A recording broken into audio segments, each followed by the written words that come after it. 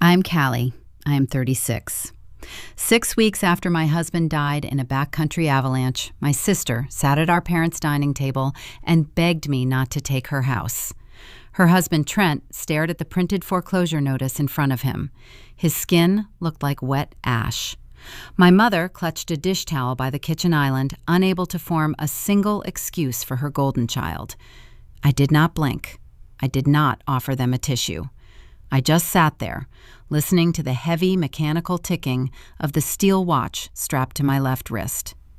What I did to get that foreclosure notice took a month of silence, and it started the afternoon my sister threw $1 million into a charity bin because she thought she could bully a grieving widow. Welcome back to Pan of Vengeance. This is where we share real stories about ordinary women who keep their composure when family betrays them, and who win by holding the facts. Tell me your age in the comments, and be sure to subscribe if you believe in quiet justice. 6 weeks before that dinner, I stood in a thrift store parking lot in Bozeman, Montana. The winter wind bit through my wool coat. Harper stood a few feet away, holding a clear plastic bag. Inside were a few of David's faded flannel shirts, his leather work gloves, and his watch. Without a second look, she shoved the bag through the spring-loaded metal door of the donation chute. It hit the bottom with a dull thud. She dusted her suede gloves together. "It is old garbage, Callie," she said, not meeting my eyes. "Move on." By the idling SUV, my mother gave a tight nod. "Your sister is right, honey. You need to let these things go." They lingered in the snow, watching my face. They wanted a performance. They wanted the grieving widow to shatter in the parking lot so they could step in, pat my shoulder, and take control of the narrative. A weeping daughter is easy to manage. I gave them nothing. I put my hands in my pockets and offered a single nod. Satisfied that they had fulfilled their charitable duty, they climbed into the vehicle. I watched their taillights fade down the icy street. When the lot emptied, I walked to the blue steel container. David spent half his life fixing broken equipment on frozen mountainsides. He taught me how to bypass a stuck latch. I pulled a stiff wire dry cleaning hanger from the lining of my coat, unbent the neck, and slid it through the narrow gap. It took 3 tries in the dark cavity. I snagged the plastic, wedged my arm into the icy opening, and pulled the bag free. My fingers bypassed the flannel and found the watch. The crystal bore deep scratches. The dial was faded charcoal. The steel bit into my bare skin, freezing to the touch. But beneath the battered glass, the second hand kept its flawless, unending march. Harper assumed she was tossing away worthless clutter. She had no idea she had just handed me the exact weapon I would use to dismantle her life. I am a 911 dispatcher for Gallatin County. For 12 years, I have sat in a dark room with a headset, managing the worst days of people's lives. When a panicked caller screams, I drop my pitch. You learn quickly that hysteria is just noise. Facts save lives. I applied that exact protocol when David died. I handled the coroner, the estate paperwork, and the funeral while my family performed their grief for the neighbors. David was a quiet, meticulous man. He labeled his climbing gear. He kept every receipt. The watch was his only indulgence, a heavy steel chronograph he wore every day. I took it home, strapped it to my wrist, and let the weight of it ground me. My parents thought my silence meant I was weak. They mistook my observation for surrender.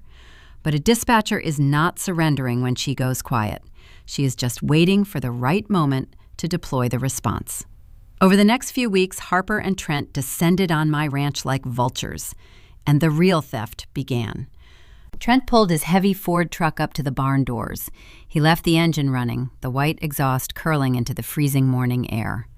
Harper walked straight into the mudroom without bothering Canuck. She carried a stack of flattened cardboard boxes. Within minutes, she started packing up David's high-end winter gear: titanium carabiners, ice axes, insulated sleeping bags. She claimed little Leo would need them for Boy Scouts. Leo is 4 years old. I stood in the doorway holding a mug of black coffee, watching her fold a $600 Gore-Tex shell into a standard moving box. I said nothing. My silence gave them a false sense of security. Then Trent stepped out of the barn. He was dragging David's Polaris snowmobile. The heavy rubber treads scraped against the packed snow. He aligned it with his trailer hitch. I set my mug on the counter, walked out onto the porch, and told him to unhook the machine. The wooden planks creaked under my boots. Trent froze.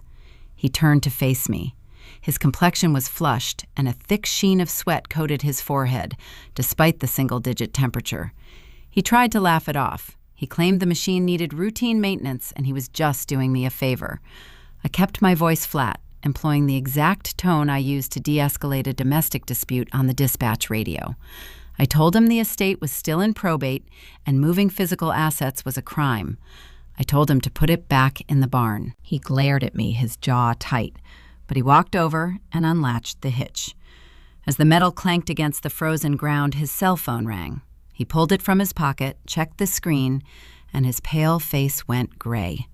He stepped behind his truck, lowering his voice into a frantic, hushed whisper. The wind carried fragments of his conversation across the yard. He kept repeating that he needed more time, that the partners needed to back off, that the money was coming soon. He sounded like a man drowning in a shallow pool. Watching Trent pace in the snow, I remembered a Tuesday morning 2 years ago. David was in the barn fixing a rusted section of wire fencing. The smell of grease, old leather, and wet cedar hung in the cool air. He wiped his hands on a blue shop rag, looking out toward the Bridger Mountains. The peaks were buried under fresh snow. He hated the commercial side of avalanche control, but it paid our mortgage. He looked at me, his expression unusually serious. "If I ever do not make it back from a slide," he said, his voice quiet, "do not trust Trent with the estate numbers. The guy is a walking liability. He thinks a spreadsheet is a suggestion." I asked him what he meant. David just shook his head, tossed the rag onto the heavy wooden workbench, and pointed at the dirt floor. "If things get ugly, trust the floorboards." I did not push him for details. David handled his own business, and I handled mine.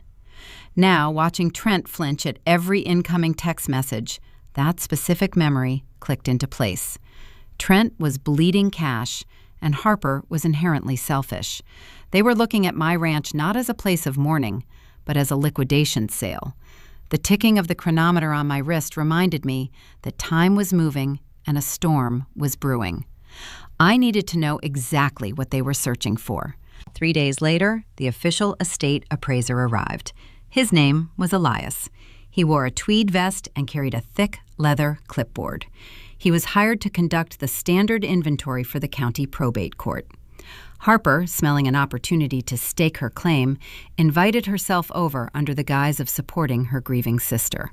Within 10 minutes, she was walking through my living room with a pad of sticky notes, placing yellow squares on the mid-century credenza, the leather armchair, and the walnut dining table. She told Elias these items held deep sentimental value and should be excluded from the official financial tally. Elias ignored her. He was a meticulous professional.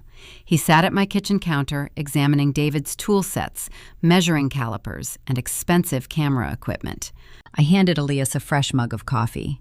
As I set it down, my sleeve rode up my forearm. Elias stopped writing mid-sentence. His pen hovered above the ledger paper. He stared directly at my left wrist. The room went very still. Harper was in the other room, loudly complaining about a minor scuff mark on a coffee table.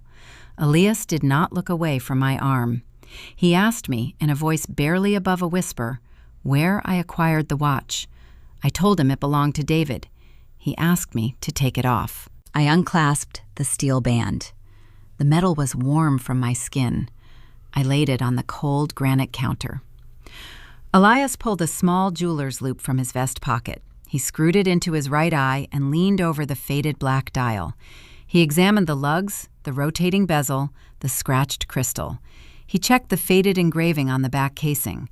When he finally looked up, his hands were trembling. He took a slow, deliberate breath. He asked me to step into the hallway, away from the living room archway where Harper was peeling another sticky note. I followed him. He kept his voice incredibly low.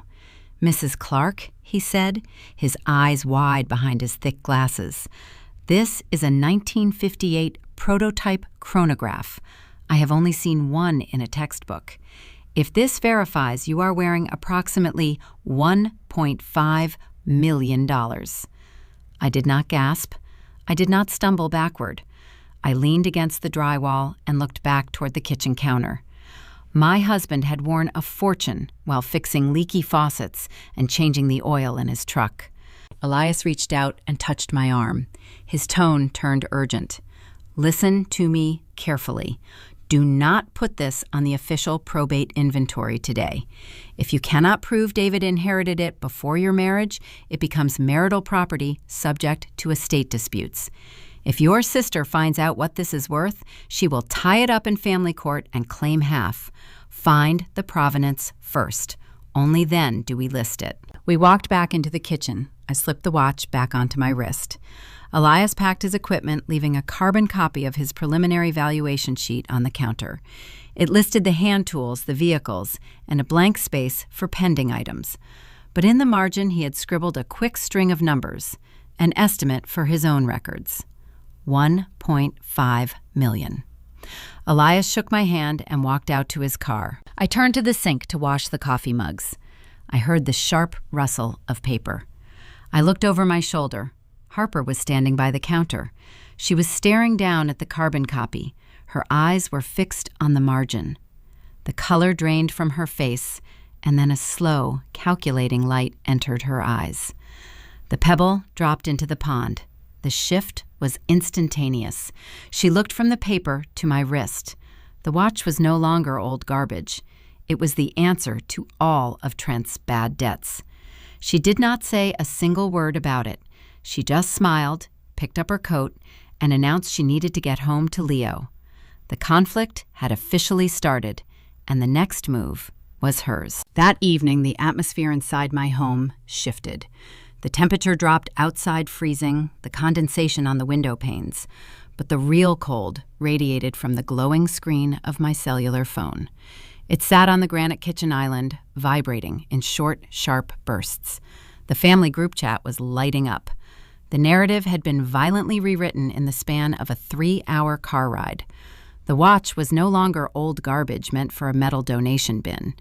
It had miraculously transformed into a sacred family artifact.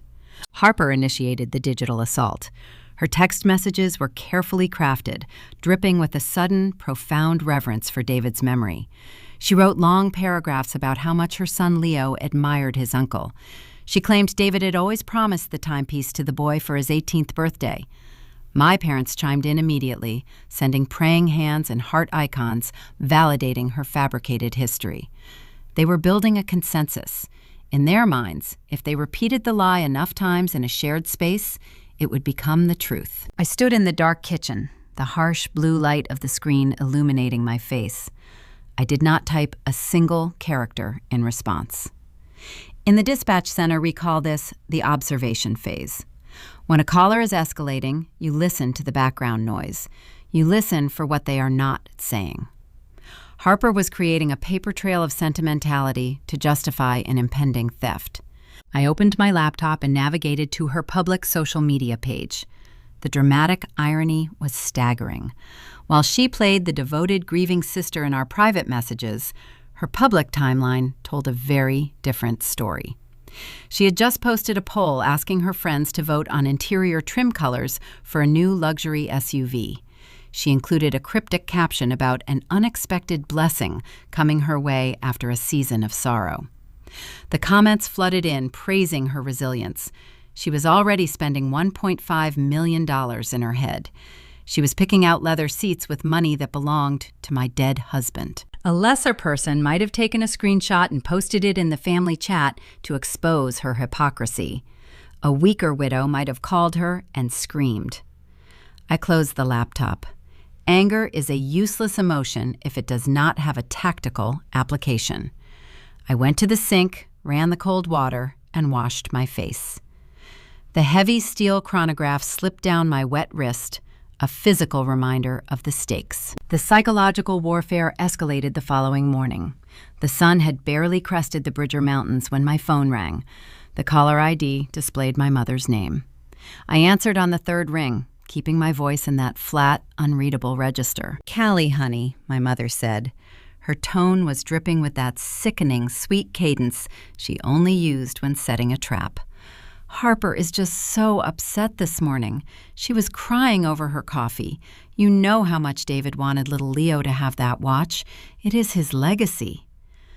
I looked out the kitchen window. The snow was untouched across the pasture. "Mom," I said evenly, "Harper threw that watch into a charity bin a month ago. She told me to move on." There was a brief, stunned silence on the line. My mother hated being confronted with facts. She pivoted instantly, rewriting reality to protect her favorite child. "She was just confused by grief, Callie. You are being vindictive now. Leo needs a college fund. You have the ranch. You have your job. Just give her the watch. Do not be selfish." This is the standard playbook of a toxic family. They weaponize the most innocent member to enforce compliance.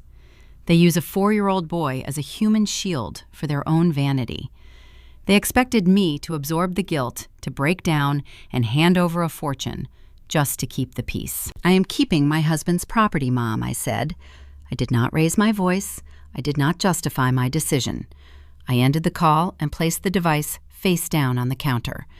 The minor conflict of the morning was over, but it guaranteed the major conflict was hurtling toward me. It arrived 2 days later. Tires crunched on the frozen gravel of my driveway.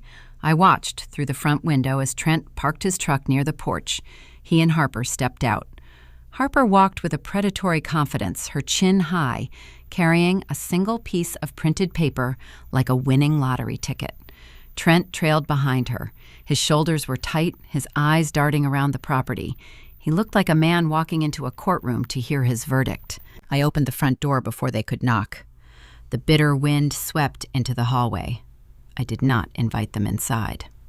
Harper stopped on the welcome mat and thrust the paper toward my chest. "Proof," she declared. Her voice echoed off the porch roof. "David sent this to Trent last year. He explicitly promised the watch to Leo.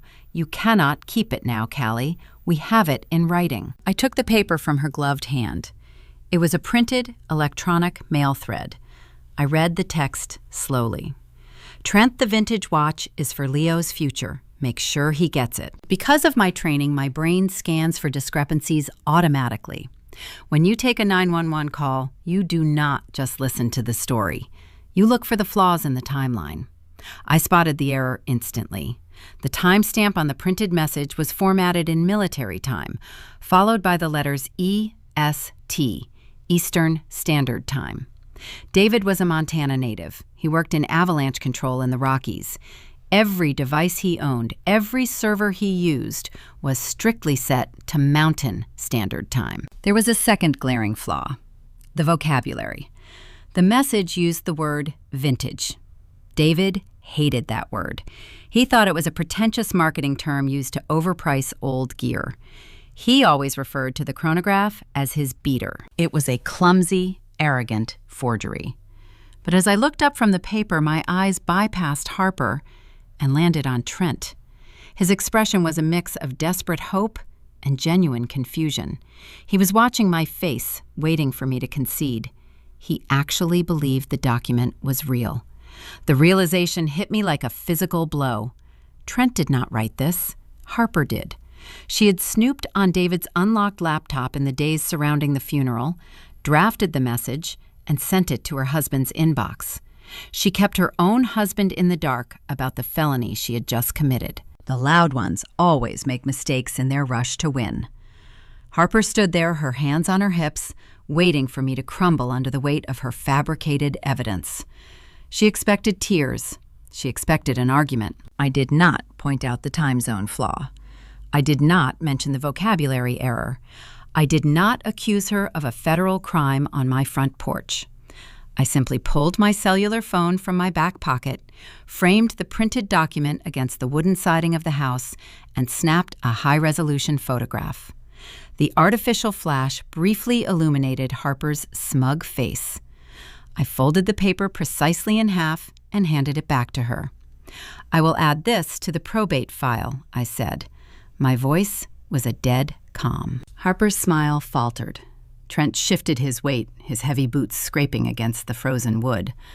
"What does that mean?" he asked, his voice cracking slightly. "It means the legal system will handle it from here," I replied. I stepped backward and closed the heavy oak door. The latch clicked into place, sealing them outside in the freezing cold. I walked back to the kitchen, the rhythmic pulse of the watch echoing in the silent house. I knew their next move. When people are desperate and their bluff is called, they escalate. They would try to choke me out financially. They would strike at the very foundation of my independence. I needed to prepare for the deep freeze. The forged email sitting in my probate file did not materialize out of thin air. Desperation requires a catalyst. To understand why my sister suddenly manufactured evidence to steal a watch she had previously discarded in a snowy parking lot, you have to look at the events that unfolded just 72 hours before she showed up on my porch. You have to look at the afternoon Elias came to the ranch. Elias was a certified estate appraiser contracted by Gallatin County. He was a meticulous, fussy man in his late 60s who wore thick-framed spectacles and carried a heavy, leather-bound ledger. His job was to assign a stark, objective dollar amount to the remnants of my husband's life. He arrived on a Tuesday, stepping out of his sedan's heated interior into the biting Montana wind. Harper arrived 10 minutes later. She did not call ahead. She simply pulled her SUV onto the gravel marched through the front door and announced she was there to provide emotional support during a difficult process. Her version of support involved carrying a brass tape measure and a fresh pad of bright yellow sticky note. While Elias began his methodical work in the study, Harper immediately gravitated toward the living room. Our home featured several authentic mid-century modern pieces David and I had painstakingly restored. Harper treated my living room like a liquidation showroom. I stood by the stone fireplace, my hands shoved into the pockets of my cardigan, watching her evaluate a handcrafted walnut credenza. She ran her manicured fingers along the polished wood grain, muttering about how perfectly it would fit along the focal wall of her own dining room. She slapped a yellow sticky note on the top corner. She told Elias, who had just walked in holding his clipboard, that the credenza was a wedding gift from our parents and held deep sentimental value. She insisted it should be excluded from the official financial tally so it could remain within the family. Elias did not indulge her. He adjusted his spectacles, scribbled a note in his ledger, and moved toward the kitchen. He operated with a quiet, clinical efficiency that clearly irritated my sister. She wanted an audience for her performance. He only wanted to log the serial numbers on David's expensive camera equipment. I followed Elias into the kitchen, offering him a glass of water. The heating vent hummed near the floorboards, a low drone beneath the sharp clicks of Harper's tape measures snapping back into its metal housing in the next room. I handed Elias the glass. As I extended my arm, the cuff of my sweater slid back, exposing my left wrist. Elias stopped mid-sentence. He did not reach for the water. His pen hovered frozen over his clipboard. He stared at the battered steel timepiece strapped to my arm. The silence in the kitchen stretched sharp and sudden. In the living room, Harper was loudly dragging a leather armchair across the hardwood floor, complaining about a scuff on the wooden leg. Elias ignored the noise. He set his pen down on the granite island. He asked me, his voice barely a murmur, where I had acquired the piece on my wrist. I told him it belonged to David and that he wore it every single day. Elias swallowed hard. He asked if he could examine it. I unclasped the heavy metal band and laid it flat on the cool granite surface. Elias reached into the inner pocket of his tweed vest and produced a small jeweler's loop. He screwed the magnifying lens into his right eye socket and leaned close to the counter. The kitchen lighting caught the deep scratches on the crystal face. He studied the faded charcoal dial, the specific curvature of the lugs, the numerical typography on the rotating bezel. He turned the watch over, tracing the faint, worn engraving on the back casing with his index finger. I watched his breathing change. It grew shallow, rapid. When he finally straightened up and removed the loop, his hands were visibly trembling. He looked at me, then glanced nervously toward the living room archway. "Mrs. Clark," he whispered. gesturing for me to follow him into the narrow hallway that led to the mudroom, safely out of Harper's line of sight. I stepped into the dim corridor. The scent of damp wool and cedar hung in the air. Elias leaned in close. His usual professional detachment had evaporated. "This is not a standard-issue timepiece," he said, keeping his tone hushed. "This is a 1958 prototype chronograph. I have only ever seen one documented in a Swiss horological textbook. If the serial numbers verify, you are wearing approximately $1.5 million. I did not gasp. I did not stagger against the wall. I simply looked down at my bare wrist, feeling the phantom weight of the steel.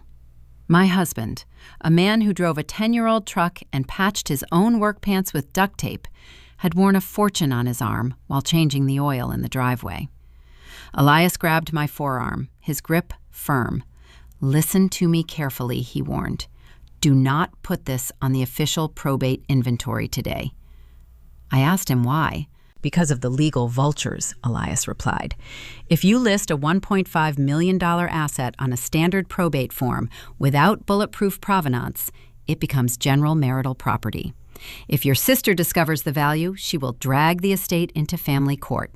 She will claim it was a family heirloom promised to her son, or she will sue the estate for a percentage to settle existing debts. She can freeze your entire life. You must find the original paperwork. You must prove David inherited this before your marriage. Only an airtight premarital asset bypasses the probate dispute process. Find the provenance first." His words locked into my dispatcher brain, forming a clear tactical directive. Do not log the asset. Find the paper trail. Secure the perimeter. We walked back into the kitchen. I picked up the watch and secured it back onto my wrist, the familiar ticking resuming against my pulse. Elias gathered his clipboard from the granite island. He had filled out a carbon copy preliminary valuation sheet covering the hand tools, the vehicles, and the restored furniture. At the bottom in the margin, he had absent-mindedly jotted down a quick string of digits for his own future reference. 1.5 million. He handed me the top copy, promising to return later in the week, and walked out the front door.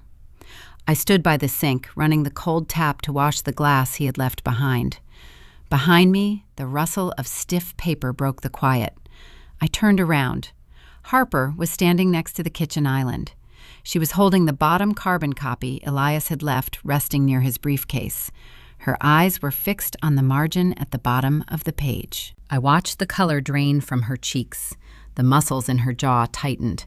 The shift in her posture was instantaneous and profound. The pebble of greed dropped into the dark water of her mind, and the ripples radiated outward. She looked up from the paper and stared directly at my left wrist. The watch was no longer an old, scratched piece of garbage fit for a thrift store donation bin. In the span of a single heartbeat, it became the solution to Trent's suffocating debts. It became the luxury vehicle she had been polling her friends about. It became her singular obsession. Harper did not say a single word about the valuation. She carefully set the carbon copy back down on the granite, smoothing the edges with her thumbs. She plastered a tight, artificial smile across her face, picked up her designer handbag, and announced she needed to get home to relieve the babysitter. She walked out the door, her boots crunching rapidly across the frozen gravel. I stood in the silent kitchen, listening to the hum of the refrigerator and the steady sweep of the second hand on my wrist. The true conflict had just ignited. Harper possessed the motive, and Trent possessed the desperation. Together, they would stop at nothing to take what they believed would save them. I knew their next move would not be a conversation. It would be an ambush. The forged email was merely the opening salvo in a war that was about to freeze my entire existence. I needed to prepare for a brutal winter. The sun dipped below the jagged peaks of the Bridger Mountains, casting long, sharp shadows across the snow-covered pastures of my ranch. Inside the kitchen, the temperature felt equally frigid. The silence left behind by Elias the Appraiser and my sister Harper hung in the air, heavy and unresolved. I stood by the granite island nursing a glass of tap water. The only sound in the house was the rhythmic, mechanical pulse of the 1958 prototype chronograph secured against my pulse. It did not take long for the digital assault to begin. My cellular phone rested on the counter, the screen illuminated, cutting through the encroaching twilight. A notification chime pierced the quiet. Then another. Then 5 more in rapid succession. I did not reach for the device immediately. In the dispatch center, we are trained to let a chaotic caller vent their initial burst of panic before stepping in to establish control. I finished my water, set the glass in the stainless steel sink, and finally picked up the phone. The family group chat, a digital space usually reserved for holiday planning and mundane weather complaints, had transformed into a theater of manufactured grief. The narrative surrounding my dead husband's belongings was undergoing a sudden, profound rewrite. Harper initiated the barrage. Her messages were lengthy, carefully curated paragraphs dripping with a sudden reverence for David's memory. She typed about how much her 4-year-old son Leo adored his uncle. She painted a touching, entirely fictional, portrait of David and the boy sharing quiet moments in the barn. Then came the pivot. She claimed David had explicitly promised his steel watch to Leo. She called it a sacred bond, a cherished family heirloom meant to serve as the foundation for the boy's future college fund. I read the words with clinical detachment. The sheer audacity of her revisionist history was breathtaking. Just weeks prior, she had shoved that exact timepiece into a rusted charity bin, labeling it old garbage. Now, armed with the stolen knowledge of a 7-figure appraisal, she was spinning a web of sentimental entitlement. My parents joined the fray within minutes. They operated as her loyal enablers, providing instant validation to her fabricated timeline. My mother sent strings of praying hands and heart icons. My father typed short affirmative sentences praising Harper's devotion to preserving David's legacy. They were building a consensus through repetition. In their ecosystem, if a lie was agreed upon by the majority, it became the undisputed truth. I stood in the dim kitchen and watched the blue light of the screen reflect off the scratched crystal of the watch. I did not type a single character in response. Engaging with a narcissist is like throwing dry kindling onto a grease fire. It only feeds the destruction. Instead, I moved to the living room, sat on the sofa, and opened my laptop.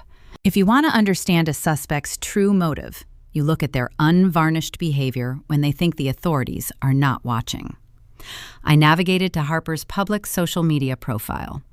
The contrast between her private, weeping messages in the family chat and her public broadcast was staggering. Her timeline was a monument to premature greed. She had uploaded a fresh photograph of a glossy brochure from a high-end automotive dealership in Missoula. The image featured a top-tier luxury SUV. The caption beneath the photo read, "When one door closes, the universe opens a window." Asking for opinions, do we prefer the stitched leather or the suede interior package? An unexpected blessing is heading our way after such a dark season. The comments section was flooded with praise from her social circle. Friends commended her resilience. They told her she deserved something nice after the tragedy her family had endured. Harper replied to every comment with humble emojis, soaking in the admiration. The irony tasted like copper in my mouth. She was shopping for heated steering wheels and panoramic sunroofs using the phantom currency of my husband's wristwatch. She was spending $1 million in her mind before the estate lawyer had even filed the preliminary paperwork. I closed the laptop monitor. The hinges clicked shut, severing the connection to her vanity. Anger is a useless emotion in a crisis. It clouds judgment and slows reaction times. I channeled the fury into a cold, tactical focus. I knew the text messages were just the opening maneuver. They were testing my perimeter, waiting to see if I would crack under the collective guilt. The real pressure arrived early the next morning. The sky was the color of bruised iron when my phone began to vibrate on the nightstand. The caller identification displayed my mother's name. I let it ring 3 times, controlling my breathing, before sliding my thumb across the screen to accept the connection. "Callie, honey," my mother said. Her voice dripped with that cloying, saccharine tone she always deployed right before springing a trap. It was the vocal equivalent of offering a poisoned apple. I kept my response neutral. "Good morning, Mom." She sighed, a long-practiced exhalation designed to convey immense maternal burden. Harper is just inconsolable today. She was crying over her breakfast. You know how much David meant to little Leo. He looked up to his uncle so much. I stared up at the bedroom ceiling. The ceiling fan blades cast faint shadows in the gray morning light. I did not offer any filler words.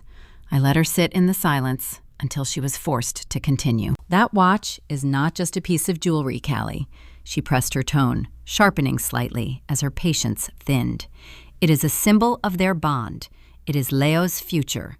You have the ranch. You have a solid pension from the county. Your sister is struggling.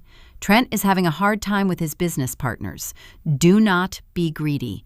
Give her the watch. It is what David would have wanted. This is the standard operational procedure of a toxic family unit. They weaponize the most innocent, vulnerable member to enforce compliance. They were using a toddler as a human shield to mask their own avarice. They expected the widow to absorb the financial hit, to hand over a fortune, simply to maintain the illusion of familial harmony. "Mom," I said, keeping my voice in that flat, authoritative register I use on the dispatch console. "Harper threw that watch into a metal donation chute a month ago. She told me to move on." There was a sharp intake of breath on the other end of the line. My mother despised being confronted with objective facts that contradicted her chosen narrative. She pivoted instantly, executing a flawless sequence of gaslighting. She was confused by grief. "Callie," my mother snapped, dropping the sweet facade. She was not thinking straight. "You are holding a mistake over her head to justify your own selfishness. You are punishing a little boy because you are bitter." The accusation was designed to trigger an emotional defense. When a caller tries to bait you into an argument, you disconnect from the emotion and stick to the protocol. "I am keeping my husband's property, Mom," I stated clearly, enunciating every syllable so there could be no misinterpretation. "The estate is in probate. Nothing is moving." I ended the call before she could launch another volley of guilt. I placed the phone down on the wooden nightstand. The minor skirmish of the morning was over, but it provided crucial intelligence. My mother had inadvertently revealed a key piece of the puzzle. She mentioned Trent was having a hard time with his business partners. That aligned perfectly with the panicked phone call I had witnessed Trent taking outside my barn days earlier. The desperation was not born of sentimentality. It was driven by a looming financial disaster. I walked into the bathroom and turned on the shower. The steam rose, fogging the mirror. I stood under the scalding water, analyzing the board. A phone call and a group chat were insufficient tools to force an asset transfer. Harper knew I would not succumb to verbal extortion. If she wanted to extract a $1.5 million item from an active probate process, she would need to bypass my authority entirely. She would need something tangible. She would need a document to present to the judge, a piece of paper that could legally overwrite my claim as the surviving spouse. I stepped out of the shower and wrapped a towel around my shoulders. I wiped the condensation from the glass and looked at my own reflection. I knew what was coming next. The whispers of wealth had failed to sway me, which meant my sister was about to cross a very dangerous line. She was going to manufacture the evidence she lacked. I just had to wait for her to deliver the forgery to my front door. The crunch of heavy tires on frozen gravel signaled their arrival. I stood by the kitchen sink, wiping down the granite countertops with a damp cloth. Through the frost-rimed window over the basin, I watched Trent park his truck near the porch steps. The engine idled for a moment before shutting off, leaving the property in stark silence. Harper stepped out of the passenger side first. She did not wear a coat, despite the biting wind sweeping down from the foothills. She moved with predatory purpose, her boots striking the wooden porch planks in a rapid staccato rhythm. In her right hand, she clutched a single sheet of standard printer paper. She held it chest high, treating it like a winning lottery ticket. Trent trailed behind her, pulling his collar up against the cold. His posture told a different story. His shoulders were drawn tight, and his gaze darted around the yard, avoiding the front door. He looked like a man walking toward a cliff edge, unsure if he was supposed to jump or be pushed. I unlocked the deadbolt before they could knock. The heavy oak door swung inward, letting a gust of winter air spill into the hallway. I did not step aside to invite them in. "Proof," Harper declared.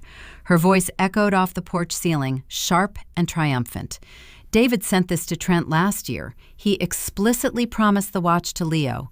The debate is over, Callie." I reached out and took the paper from her gloved hand. We moved into the kitchen, the hardwood floor groaning slightly under Trent's heavy boots as he followed us inside. He stayed near the doorway, keeping a safe distance from the center island, where Harper now stood, her arms crossed in victory. I laid the document flat on the counter. It was a printed electronic mail thread. The layout was standard, showing the sender, the recipient, a subject line reading, "Forward the watch," and a single sentence in the body text. "Trent, the vintage watch is for Leo's future. Make sure he gets it." In my line of work, processing information under pressure is a survival skill. When a frantic caller dials the dispatch center to report a home invasion, I do not just listen to their screams. I listen to the background noise. I count the seconds between their statements. I scan for logistical impossibilities. A liar always provides too many details or the wrong kind of details. I applied that exact diagnostic filter to the piece of paper resting on my counter. The first flaw revealed itself in the top right corner. The timestamp on the message header read 0800 hours, followed by the letters Eastern Standard Time. David was a fourth-generation Montana resident. He lived his entire life in the shadow of the Rockies. Every piece of technology he owned, from his rugged cellular phone to the weather-hardened laptop he used for avalanche terrain mapping, was strictly locked to Mountain Standard Time. He never adjusted his clocks for travel because he rarely left the time zone. An electronic message originating from his personal computer would never generate an Eastern Time Zone stamp. The second discrepancy was psychological. The author of the message used the word vintage to describe the 1958 prototype chronograph. David despised that specific term. He believed it was a pretentious marketing buzzword used by antique dealers to overcharge tourists. He was a practical man who valued function over aesthetics. In the 12 years we were married, he only ever referred to that timepiece by one specific name. He called it the beater. He would never type the phrase vintage watch in a private correspondence to a family member. The document was a clumsy forgery, drafted by someone who understood the basic mechanics of an email, but lacked the fundamental knowledge of the man's daily habits. I kept my face perfectly still. I did not sigh. I did not accuse my sister of fabricating evidence. Instead, I shifted my focus from the paper to Trent. Trent stood near the mudroom entrance. He was shifting his weight from his left foot to his right. He stared at the piece of paper on the counter, leaning forward slightly, as if trying to read the text upside down. His brow furrowed in genuine confusion. He did not possess the smug satisfaction of a man who had just produced the ultimate trump card. He possessed the nervous bewilderment of a man trying to solve a math problem in a foreign language. The realization struck me with startling clarity. Trent did not write this forgery. Harper did. In the chaotic days immediately following the avalanche, my house had been full of relatives. David's laptop had remained on his home office desk, unlocked, waiting for me to close out his final work reports. Harper had unrestricted access to the house during that week. She had slipped into the office, drafted the message from David's account, and sent it directly to Trent's inbox to create a digital trail. She then archived it, or marked it as read, knowing Trent rarely checked his personal email account. She orchestrated the entire felony behind her husband's back, only revealing the printed copy to him this morning as a miraculous discovery. She kept him in the dark to ensure his reaction looked authentic. Harper leaned over the kitchen island, breaking my train of thought. "Well, she demanded," her tone dripping with impatience. "Are you going to honor his final wishes, or are we going to have a problem?" The loud ones always expect their noise to dictate the pace of the room. They rely on shock and awe to force a rapid surrender. By remaining silent, you strip them of their momentum. I let the quiet stretch for 10 full seconds. The only sound was the low hum of the refrigerator compressor and the steady ticking of the steel watch on my left wrist. I reached into the back pocket of my denim jeans and retrieved my phone. I unlocked the screen, opened the camera application, and hovered the lens directly over the forged document. I tapped the screen to focus on the Eastern Standard Time stamp. I pressed the shutter button. The camera flashed, reflecting a bright burst of light off the white paper. I swiped the image into a secure cloud storage folder, locked the device, and slid it back into my pocket. I picked up the paper, folded it precisely in half along a horizontal crease, and held it out to Harper. "I will add this to the probate file," I said. My voice carried the flat, authoritative cadence I reserve for radio transmissions. Harper's triumphant smile vanished, replaced by a tight grimace of frustration. She snatched the paper from my fingers. "What does that mean, Callie?" she snapped. "It means the watch belongs to Leo. You need to sign the transfer papers today." "It means the legal system will evaluate the documentation," I replied calmly. I stepped around the kitchen island and walked toward the front door, gesturing for them to follow. "The visit is over." Trent opened his mouth to speak, but Harper cut him off, spinning on her heel and marching down the hallway. She threw her shoulder against the heavy oak door, pushing it open and storming out onto the porch. Trent lingered for a fraction of a second. His eyes darted from my face to the pocket where I had stowed my phone. Panic, raw and unfiltered, flashed across his features before he ducked his head and hurried out into the cold. I closed the door and turned the deadbolt. The metal latch clicked into place with a satisfying finality. I walked back into the silent kitchen. The opening skirmish of the legal battle had just concluded, but I knew my sister well enough to anticipate her next maneuver. When a narcissist realizes their intimidation tactics have failed, they do not retreat. They escalate. Harper would not wait for the probate judge to review the file. She needed that asset immediately to plug the gaping hole in Trent's finances. If she could not bully me into handing over the watch, she would attempt to cut off my resources. She would aim for the one vulnerability every widow faces during the probate transition. She would strike at my bank accounts. The deep freeze was coming, and I needed to brace for the financial impact. The fluorescent lights of the local grocery store hummed a low, persistent frequency overhead. I stood at checkout lane number 4, watching the teenage cashier drag my items across the laser scanner. A bag of dark roast coffee beans, 2 cartons of chicken broth, a loaf of sourdough bread, and a heavy bag of winter rock salt. Outside, the Montana wind was howling, rattling the automatic glass doors at the front of the building. The cashier, a local high school student named Kyle, tapped the total on his touchscreen register. $54.12. I reached into my leather wallet and retrieved my primary debit card. I slid the plastic chip into the card reader. The machine processed for 3 seconds before emitting a sharp, dissonant beep. The small digital screen glowed red with a single word: declined. Kyle looked up, his cheeks flushing with secondhand embarrassment.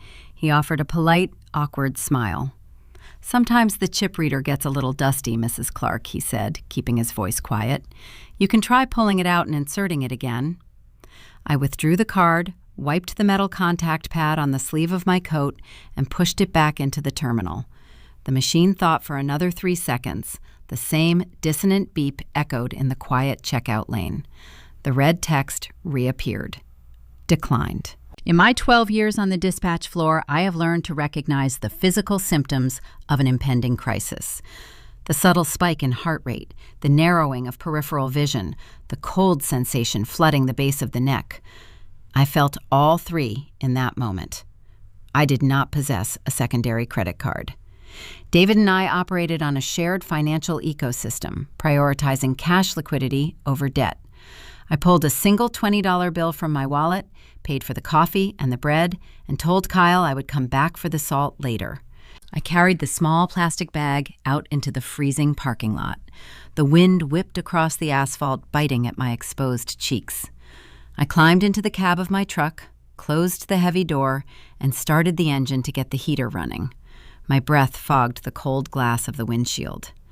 I picked up my cellular phone and dialed the direct line to the local credit union branch manager. Her name was Sarah. She had known David for a decade. Sarah answered on the first ring. Her tone was hushed, stripped of its usual cheerful customer service cadence. She sounded like someone delivering a terminal medical diagnosis. "Callie," she whispered, "I was just about to call you. I am so sorry, but my hands are tied by the compliance department." I gripped the leather steering wheel. "Explain the hold, Sarah. Give me the facts." She took a shaky breath. "We received an emergency ex parte injunction from the county probate court 20 minutes ago. Your sister and her husband filed a motion claiming you are actively hiding and misappropriating high-value assets belonging to the estate. The judge granted a temporary freeze on all accounts bearing David's name, including the joint operating funds. They also placed a preliminary lien on the ranch deed pending a full hearing. You cannot withdraw cash, write checks, or utilize the lines of credit until the judge lifts the order." The strategy clicked into place with terrifying clarity. Harper and Trent had not waited for the probate court to naturally evaluate their forged electronic mail. They used it as an immediate weapon. They walked into a courtroom, presented a fabricated document to a judge, and secured an emergency financial blockade. It was a calculated, brutal maneuver designed to leverage my specific vulnerability. Montana winters are notoriously harsh on rural properties. Just 2 weeks prior, knowing the estate transition would take months, I had drained my personal sole proprietor checking account to secure the ranch.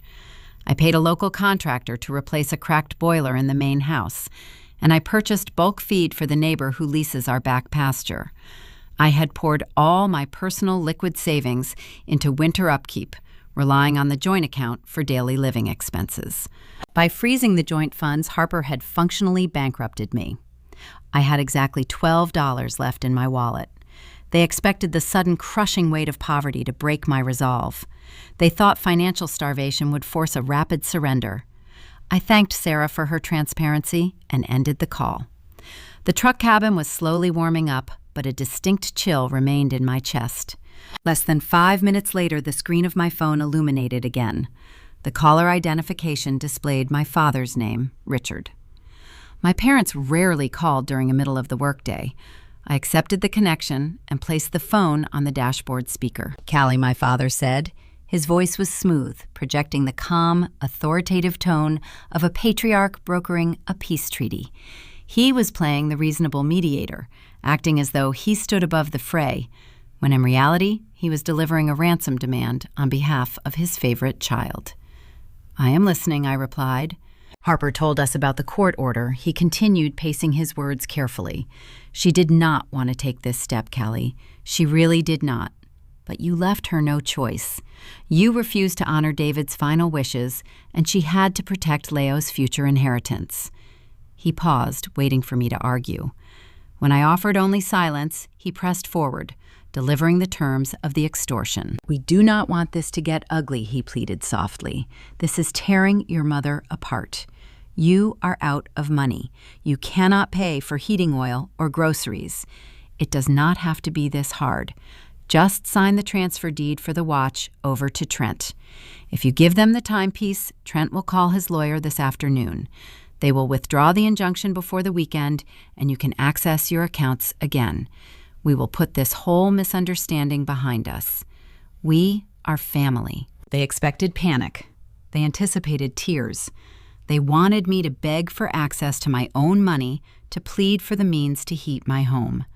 A widow shivering in a cold house is a remarkably vulnerable target.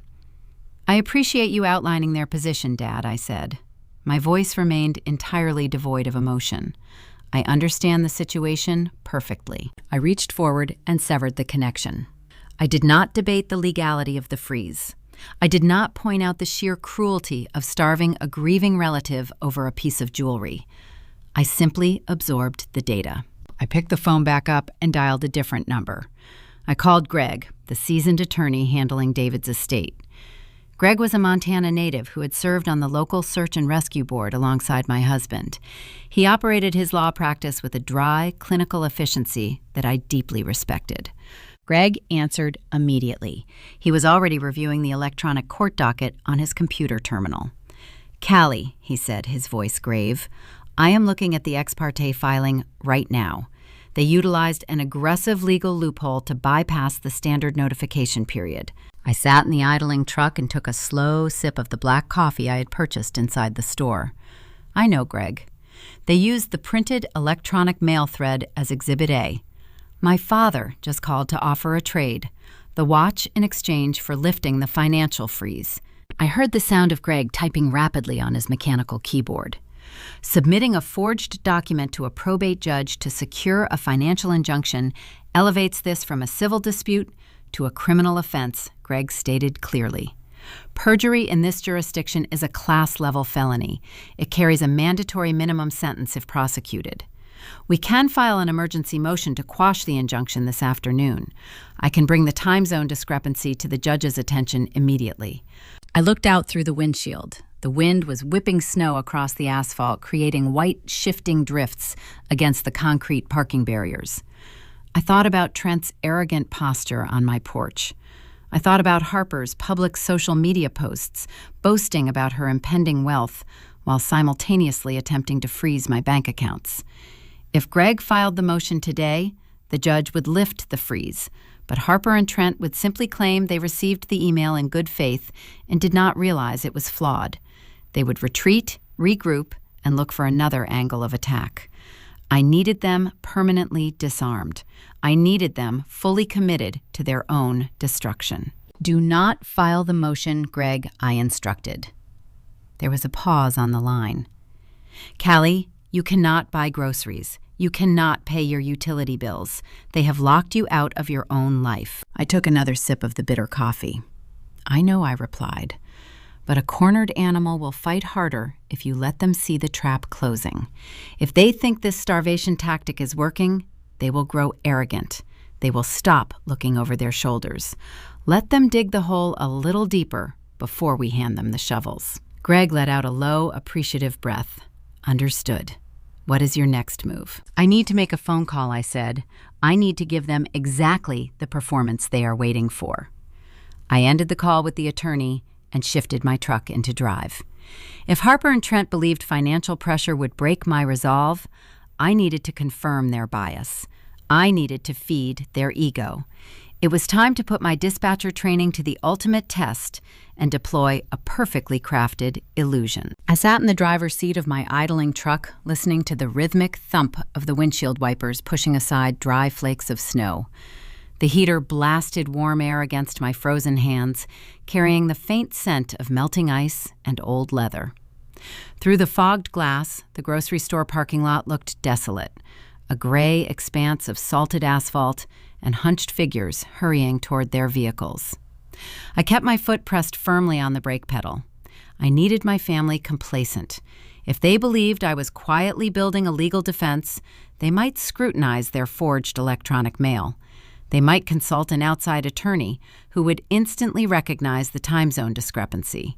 I could not afford to let them double-check their own fabricated evidence.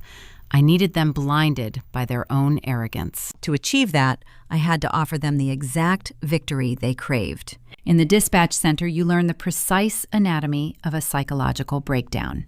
You hear the jagged edges of a voice cracking under pressure. You listen to the shallow, rapid intake of oxygen that precedes a panic attack.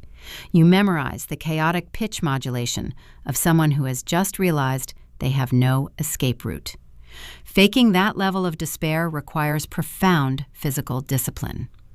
I closed my eyes and leaned my head back against the rigid headrest. I spent 2 full minutes altering my baseline physiology. I forced my breathing to become erratic and shallow, starving my lungs of deep oxygen until my chest felt genuinely tight. I pinched the bridge of my nose hard enough to force tears into the corners of my eyes, ensuring my vocal cords would carry an authentic, wet thickness. When my heart rate reached a sufficient tempo, I picked up my cellular phone and dialed my mother's number. She answered on the second ring. "Hello," she said, her tone guarded, anticipating another stoic refusal. "Mom," I choked out. I let my voice fracture on the single syllable. I inhaled sharply, producing a ragged, desperate sound. My cards are declining. The silence on the other end of the connection was palpable. I could almost hear the gears turning in her mind, the sudden realization that the financial starvation tactic had breached the walls. "Callie," my mother said. Her voice underwent a miraculous transformation. The guarded hesitation evaporated, replaced instantly by a blooming, victorious condescension. "Are you at the store right now?" "Yes," I whispered, injecting a subtle, pathetic tremor into the word.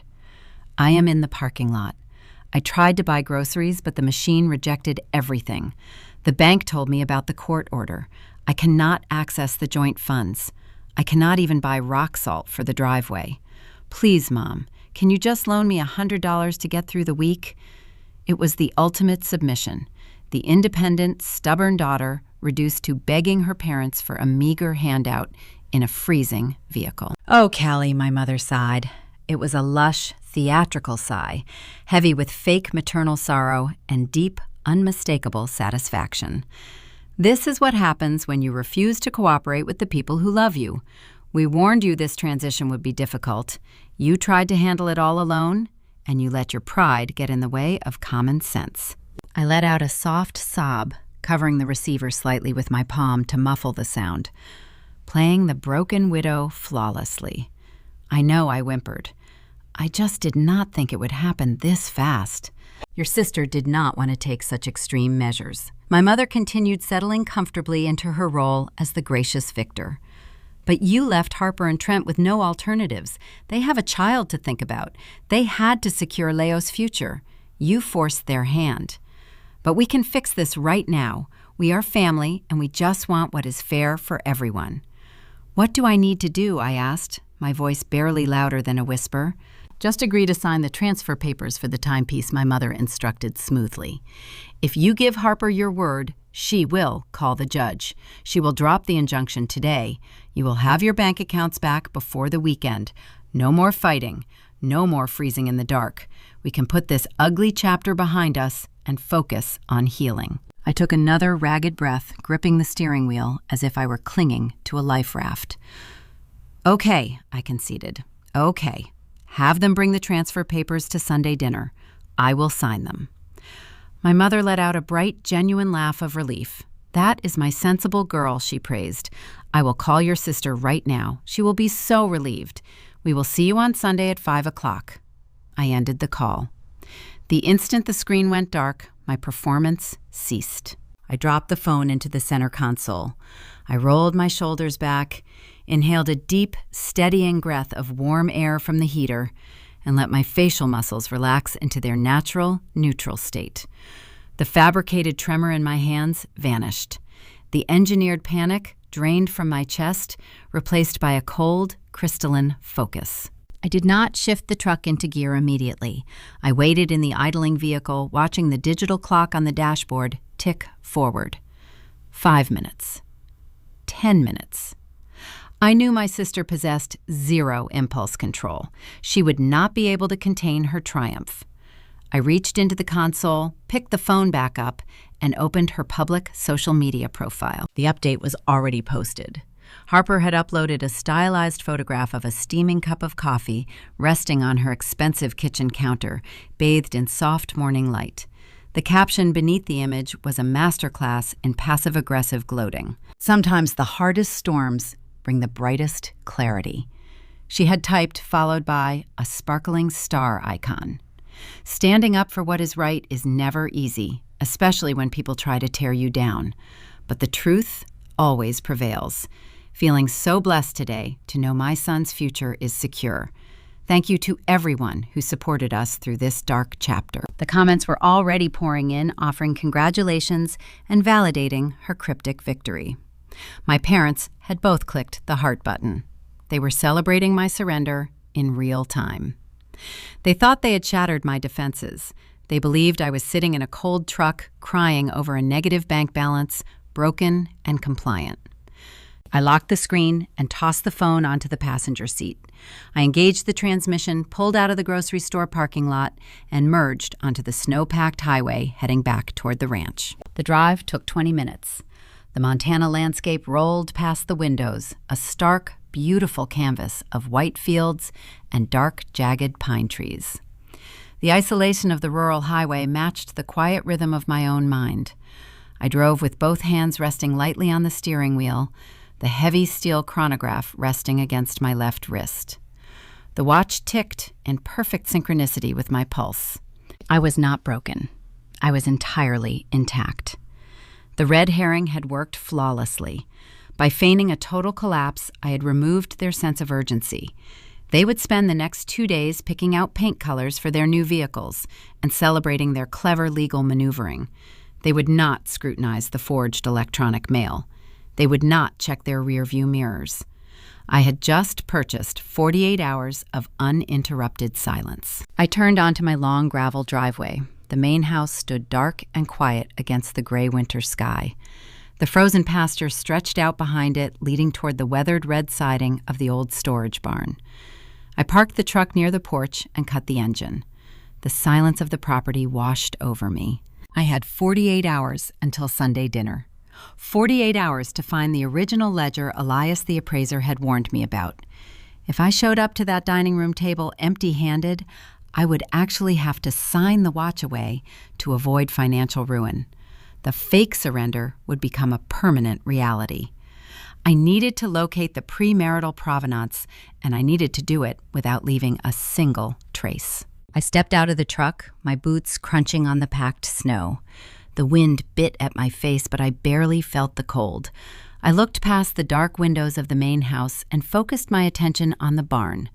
I remembered David's voice echoing from 2 years ago, telling me to avoid Trent's numbers, telling me to trust the floorboards. The next phase of the investigation was about to begin, and the clock was ticking louder than ever. The crunch of my tires on the frozen gravel signaled my return to the empty ranch.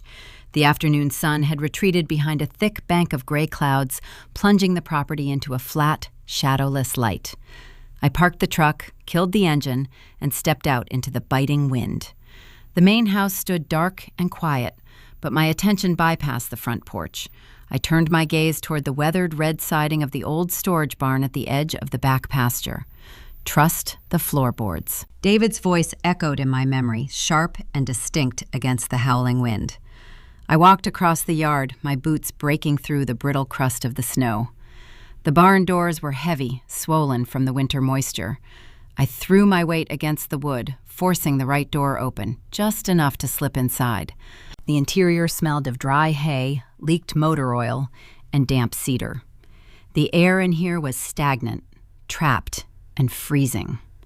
I walked past the empty stall where the Polaris snowmobile usually sat, moving toward the back corner. This was David's domain. A heavy workbench constructed from thick oak planks and welded steel legs dominated the space. A pegboard hung above it, displaying an array of wrenches, screwdrivers, and climbing carabiners neatly outlined in black marker. I stood in front of the bench, studying the ground beneath it. The floor of the barn was packed dirt, except for this specific section. David had laid down a platform of rough-sawn pine boards to keep his boots out of the mud while he worked. I remembered the way he used to shift his weight on those boards, the subtle, hollow resonance they produced compared to the solid earth nearby. I gripped the edge of the oak workbench. It weighed a few 100 pounds, burdened by a bench vise and a drill press bolted to the surface. I planted my boots, engaged my core, and pushed. The steel legs scraped a harsh metallic complaint across the pine planks. I shoved again, using the leverage of my hips, sliding the heavy structure 2 feet to the left. The boards beneath were exposed. They were nailed down, but the wood surrounding the iron nail heads looked splintered and worn, as if they had been pried up and replaced multiple times. I reached for a flat pry bar hanging on the pegboard. I wedged the forged steel edge into the narrow seam between 2 planks and leaned my weight onto the handle. The old wood groaned. The rusty nails shrieked as they pulled free from the underlying joists. I tossed the first board aside. I pried up a second, then a third. The scent of cold-turned soil rose from the dark cavity beneath the floor. I knelt on the edge of the opening and reached down into the frozen dirt. My gloved fingers brushed against cold, flaking metal. I brushed the loose soil away, revealing the flat top of a rusted, olive-green filing cabinet. It was a single-drawer unit, buried flush with the ground, likely salvaged from a surplus auction decades ago. The edges were corroded, but the structure remained sound. I cleared the dirt from the front face and located the latch. A standard-issue circular keyhole sat above the metal handle. I tugged the handle. The drawer held fast. The lock was engaged, and the key was nowhere to be found. A sudden obstacle like a missing key often triggers panic in the unprepared. The heart rate accelerates, frustration builds, and irrational decisions follow. In the dispatch center, we train to view locked doors merely as puzzles, requiring alternate solutions. I did not strike the cabinet.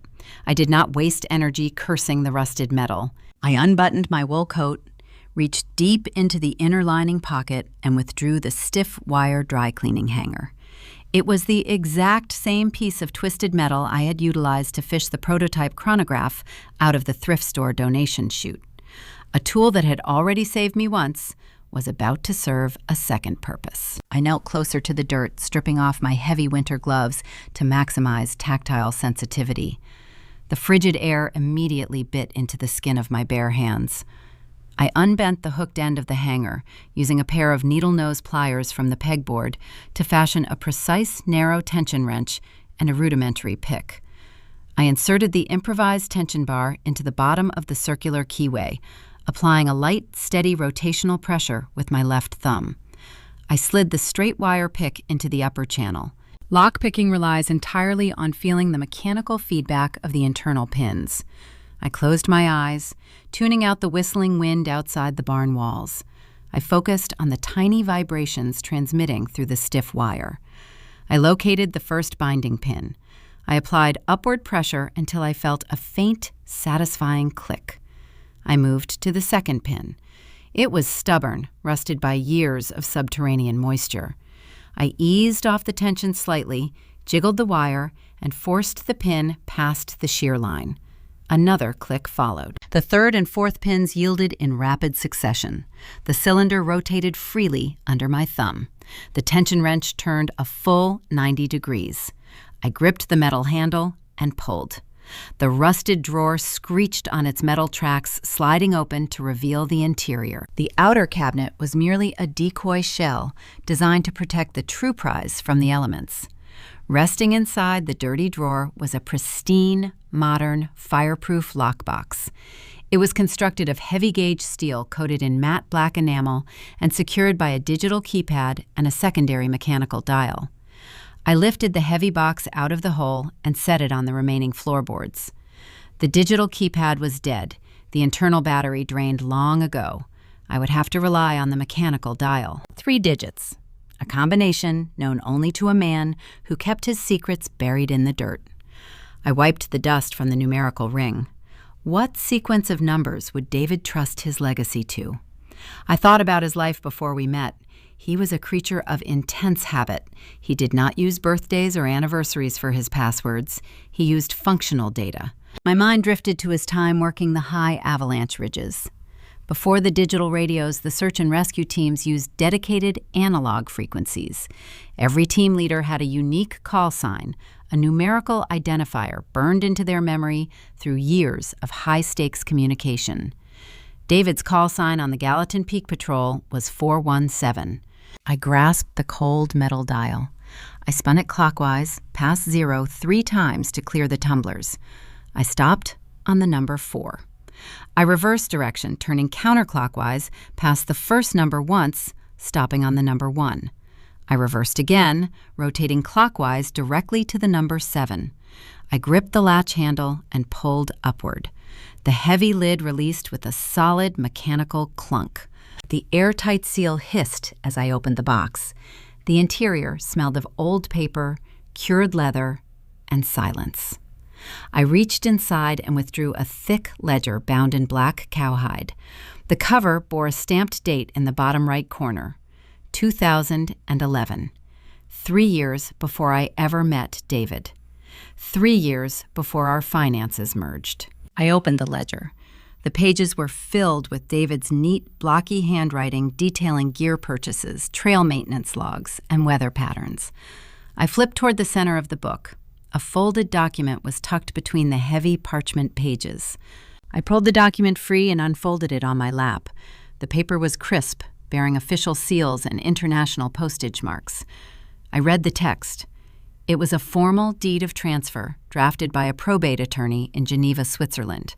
The document explicitly transferred ownership of a 1958 prototype chronograph, identifying the watch by its unique serial number, from the estate of David's biological grandfather directly to David. The date of execution was clearly printed at the top of the page. October 14th, 2011. A wave of profound, icy calm washed over me. The premarital provenance was secured. The asset was a direct inheritance acquired well before the issuance of our marriage license. Under Montana law, this documented status legally insulated the timepiece from the general marital estate. It bypassed probate entirely.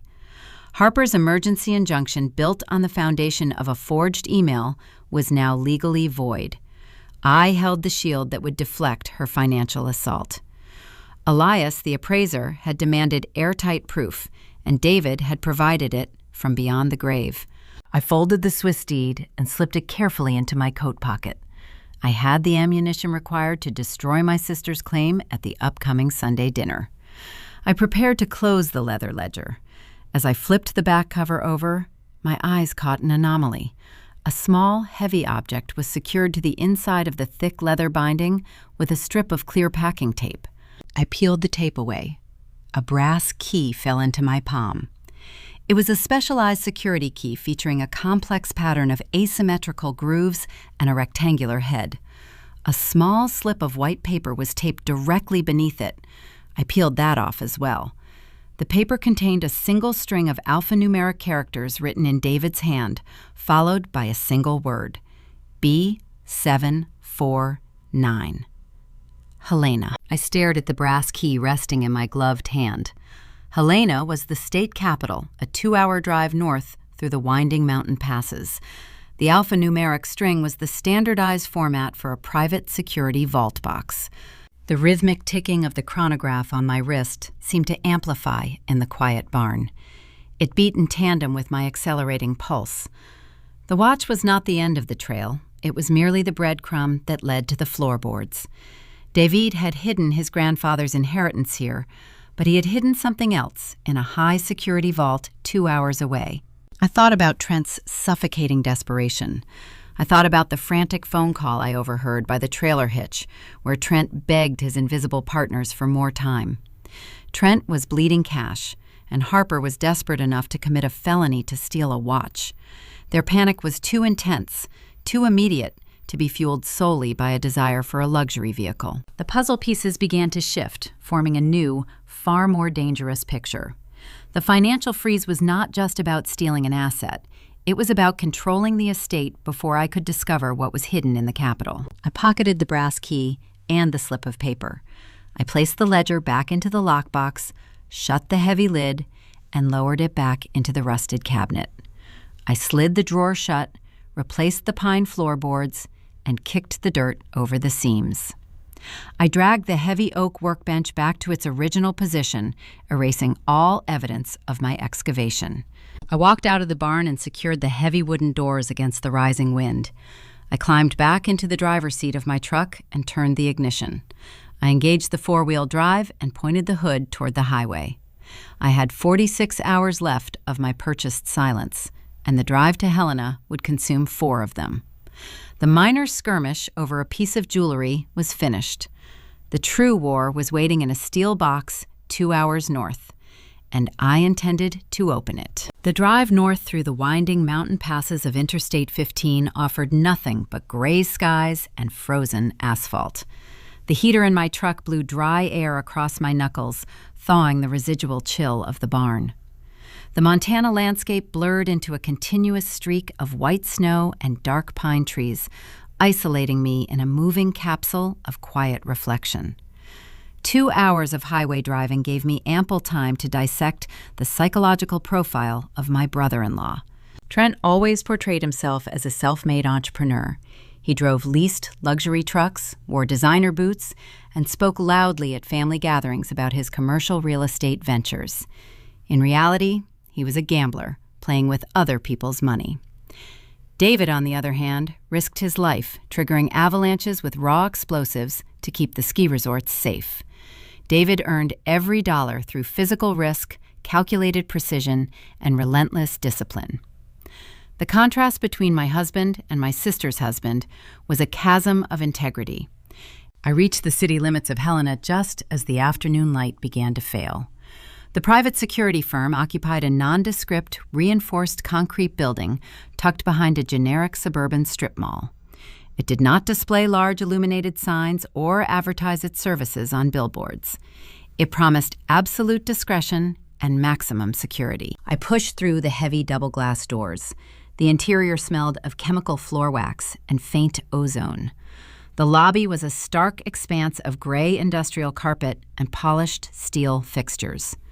A security guard seated behind thick, bullet-resistant glass asked for my identification.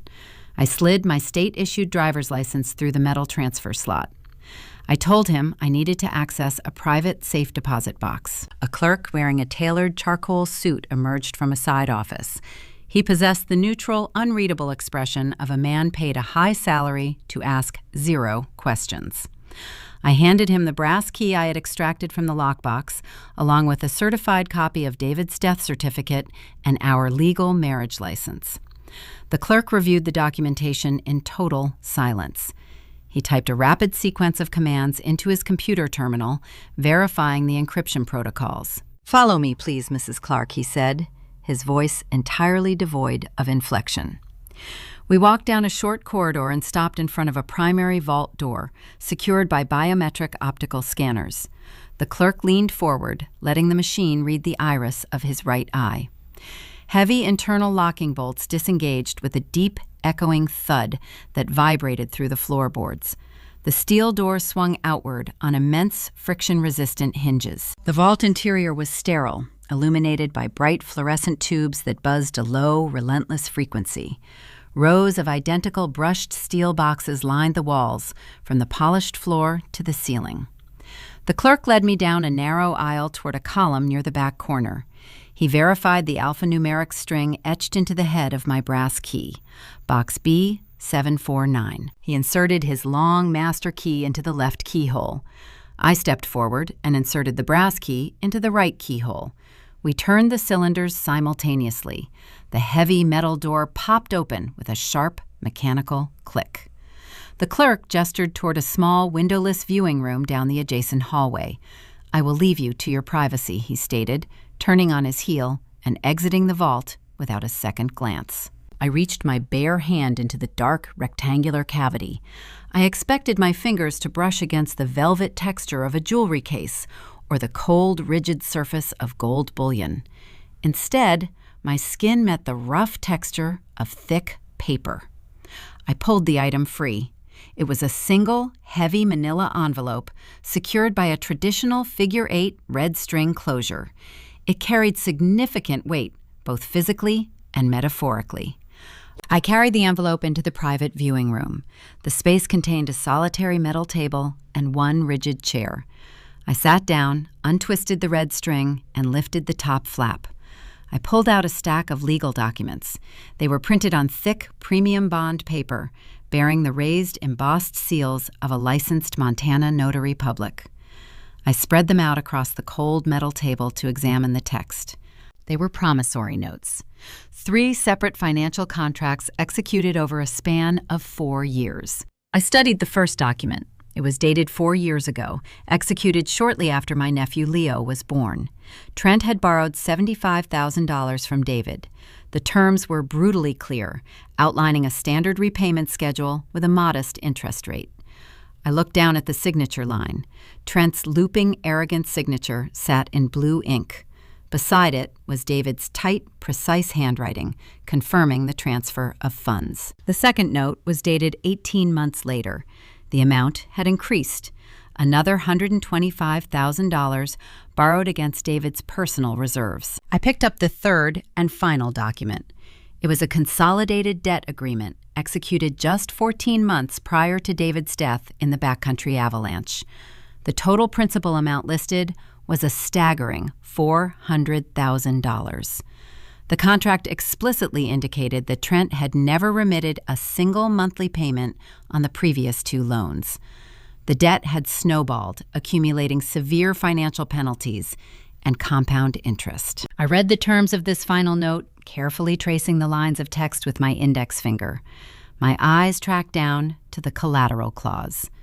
David had not secured this immense loan with Trent's failed commercial properties or empty real estate lots. He secured it with a tangible personal asset.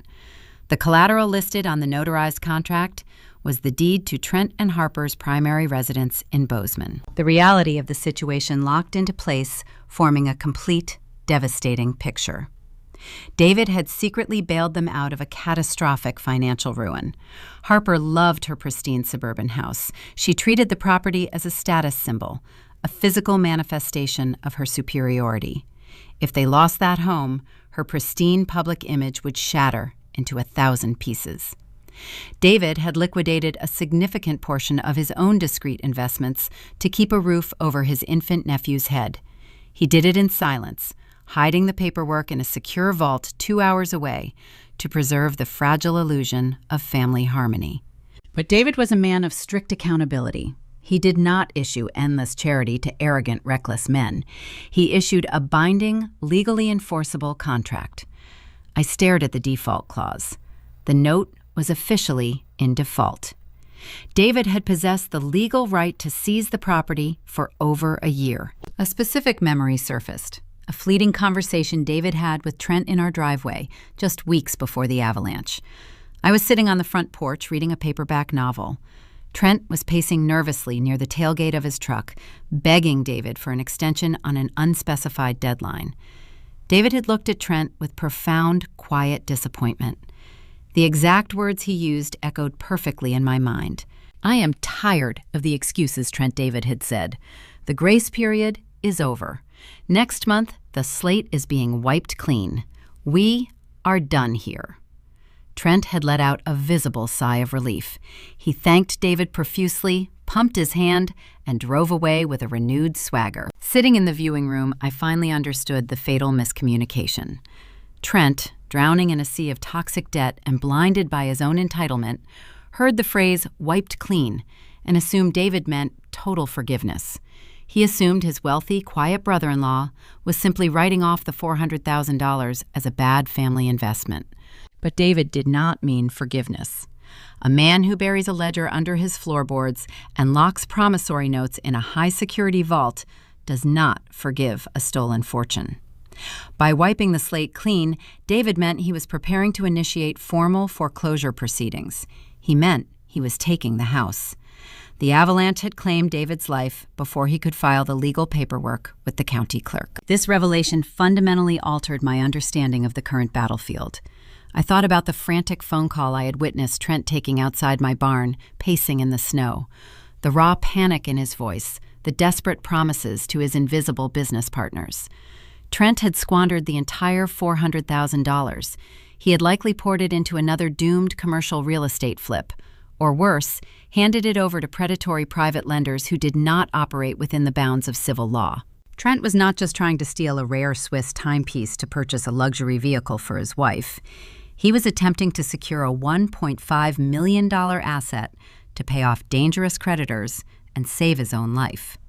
The forged electronic mail, the emergency probate injunction, the freezing of my bank accounts, it was all an act of sheer, feral desperation. He thought the promissory notes were destroyed or lost forever. He believed he had escaped his debt to David, leaving only his debt to the streets. I gathered the 3 legal contracts. The paper felt heavy, loaded with a destructive kinetic energy. I stacked them in chronological order and slid them back into the thick manila envelope. I wrapped the red string in a tight figure 8, sealing the evidence inside. The weapon was now fully loaded, chambered, and ready to fire. I held the financial lives of my sister and her husband in my bare hands. I could walk into the probate court tomorrow morning, present these documents to the judge, and watch Trent face immediate, catastrophic ruin. I could execute the lien and foreclose on their property myself, rendering them homeless before the end of the month. But a dispatcher knows the inherent danger of direct engagement. If I foreclosed on their home, my parents would paint me as the ultimate villain. They would tell the entire community that the bitter, greedy widow had cast her innocent nephew out into the freezing cold over a family grudge. I would spend the next decade drowning in their toxic guilt and public smear campaigns. I needed to execute the destruction of their finances without leaving my own fingerprints on the detonator. I needed a proxy.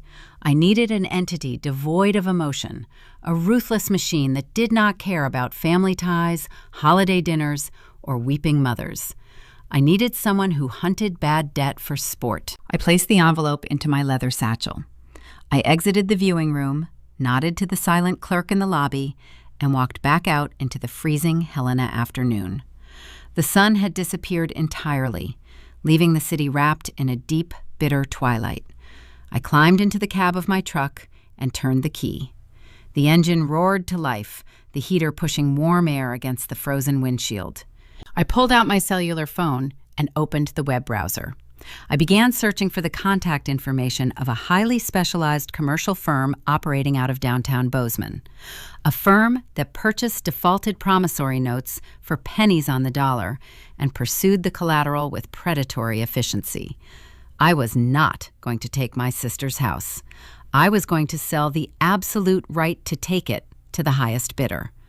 The trap was set, and it was time to hand the leash over to the wolves. The drive south from Helena back toward Bozeman offered a canvas of descending darkness. The winter sun sank below the horizon, replacing the gray afternoon with a deep, bruised twilight.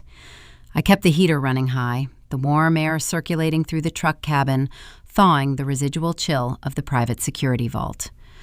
My leather satchel rested on the passenger seat, containing the thick manila envelope and the 3 notarized promissory notes.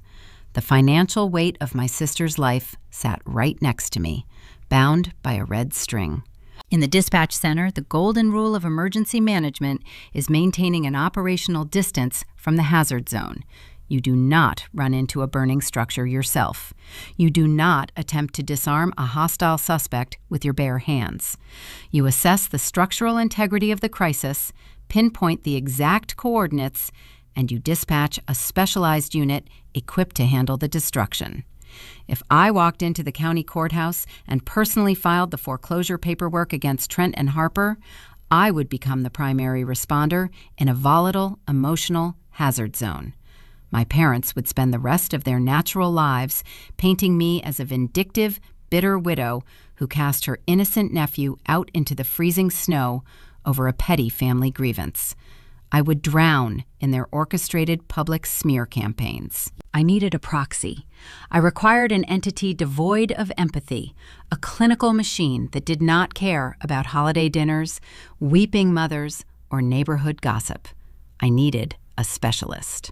I bypassed the turnoff for my ranch and navigated my truck into the commercial district of downtown Bozeman. The streetlights flickered on, illuminating the slick, salted pavement. I parked in front of a sleek, contemporary office building clad in dark glass and black steel. The brass plaque beside the double doors read, Meridian Financial Recovery. They were not a community credit union or a friendly mortgage lender. They were a corporate debt buyer, a firm that specialized in acquiring defaulted commercial paper and liquidating the underlying collateral with predatory efficiency. I pushed through the heavy glass doors. The reception area was an exercise in calculated intimidation. The floors were polished concrete. The walls painted a stark, unforgiving white. The air smelled of expensive espresso and ozone from the laser printers. I approached the reception desk and requested an immediate consultation with a senior acquisition manager. I stated I held a high-value, fully collateralized, defaulted note ready for immediate assignment. 10 minutes later, I was sitting in a corner office overlooking the icy street. The man sitting across the wide glass desk introduced himself as Mr. Sterling. He wore a tailored charcoal suit that fit with armor-like precision. His desk was immaculately clean, devoid of family photographs or personal mementos. He was a shark operating in a bespoke aquarium. I unbuckled the straps of my leather satchel. I pulled out the manila envelope, unwound the red string, and extracted the 3 legal contracts. I laid them flat on the glass surface, sliding them across the smooth desk toward Sterling. He picked up the documents. He retrieved a pair of silver reading glasses from his breast pocket and began to review the text. The office fell silent, save for the faint rhythmic ticking of the prototype chronograph on my left wrist and the crisp rustle of the thick bond paper turning in his hands. I watched his eyes track across the paragraphs. I saw the precise moment his interest shifted from routine curiosity to predatory focus. He read the principal amount on the consolidated agreement, $400,000. He noted the timeline of the default, spanning well over a year. Then his gaze locked onto the collateral clause, the deed to a prime piece of suburban Bozeman real estate, a neighborhood known for high property values and rapid market turnover. Mr. Sterling lowered the documents and peered at me over the rim of his glasses. "This paper is pristine, Mrs. Clark," he observed, his voice smooth and measured. "The signatures are authenticated, the notary seals are flawless, and the default status is legally actionable this very minute. Your late husband kept immaculate records. However, a personal loan between family members can sometimes present unique litigation hurdles. Judges often grant extended grace periods when relatives are involved." I maintained eye contact.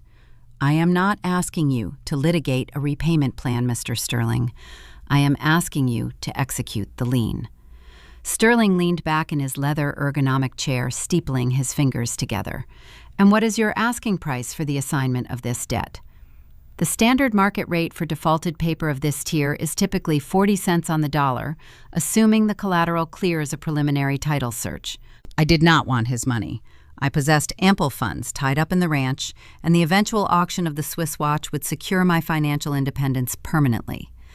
I only wanted the execution of the contract. "I will assign the entire portfolio to Meridian Financial Recovery for $50,000, I stated evenly, a fraction of the standard market rate. Sterling's eyebrows twitched, a microscopic break in his professional facade. "That is exceptionally below market value. You are leaving hundreds of thousands of dollars on the table. May I ask why you are offering such a steep discount?" "I require 2 specific conditions in exchange for the reduced price." I explained, keeping my tone strictly transactional. "First, the assignment of the debt must be legally recorded with the county clerk's office tomorrow morning, the moment they open their doors. Second, the foreclosure process must be initiated immediately. No extended grace periods, no offers for loan modification, and no lenient settlement negotiations. You take the paper, and you take the house." Sterling let out a low, appreciative breath. A faint smile touched the corners of his mouth. He recognized the anatomy of the transaction. He understood he was being hired as an assassin, and the $50,000 was merely the processing fee for a much larger, guaranteed kill. "We can accommodate those terms," he agreed.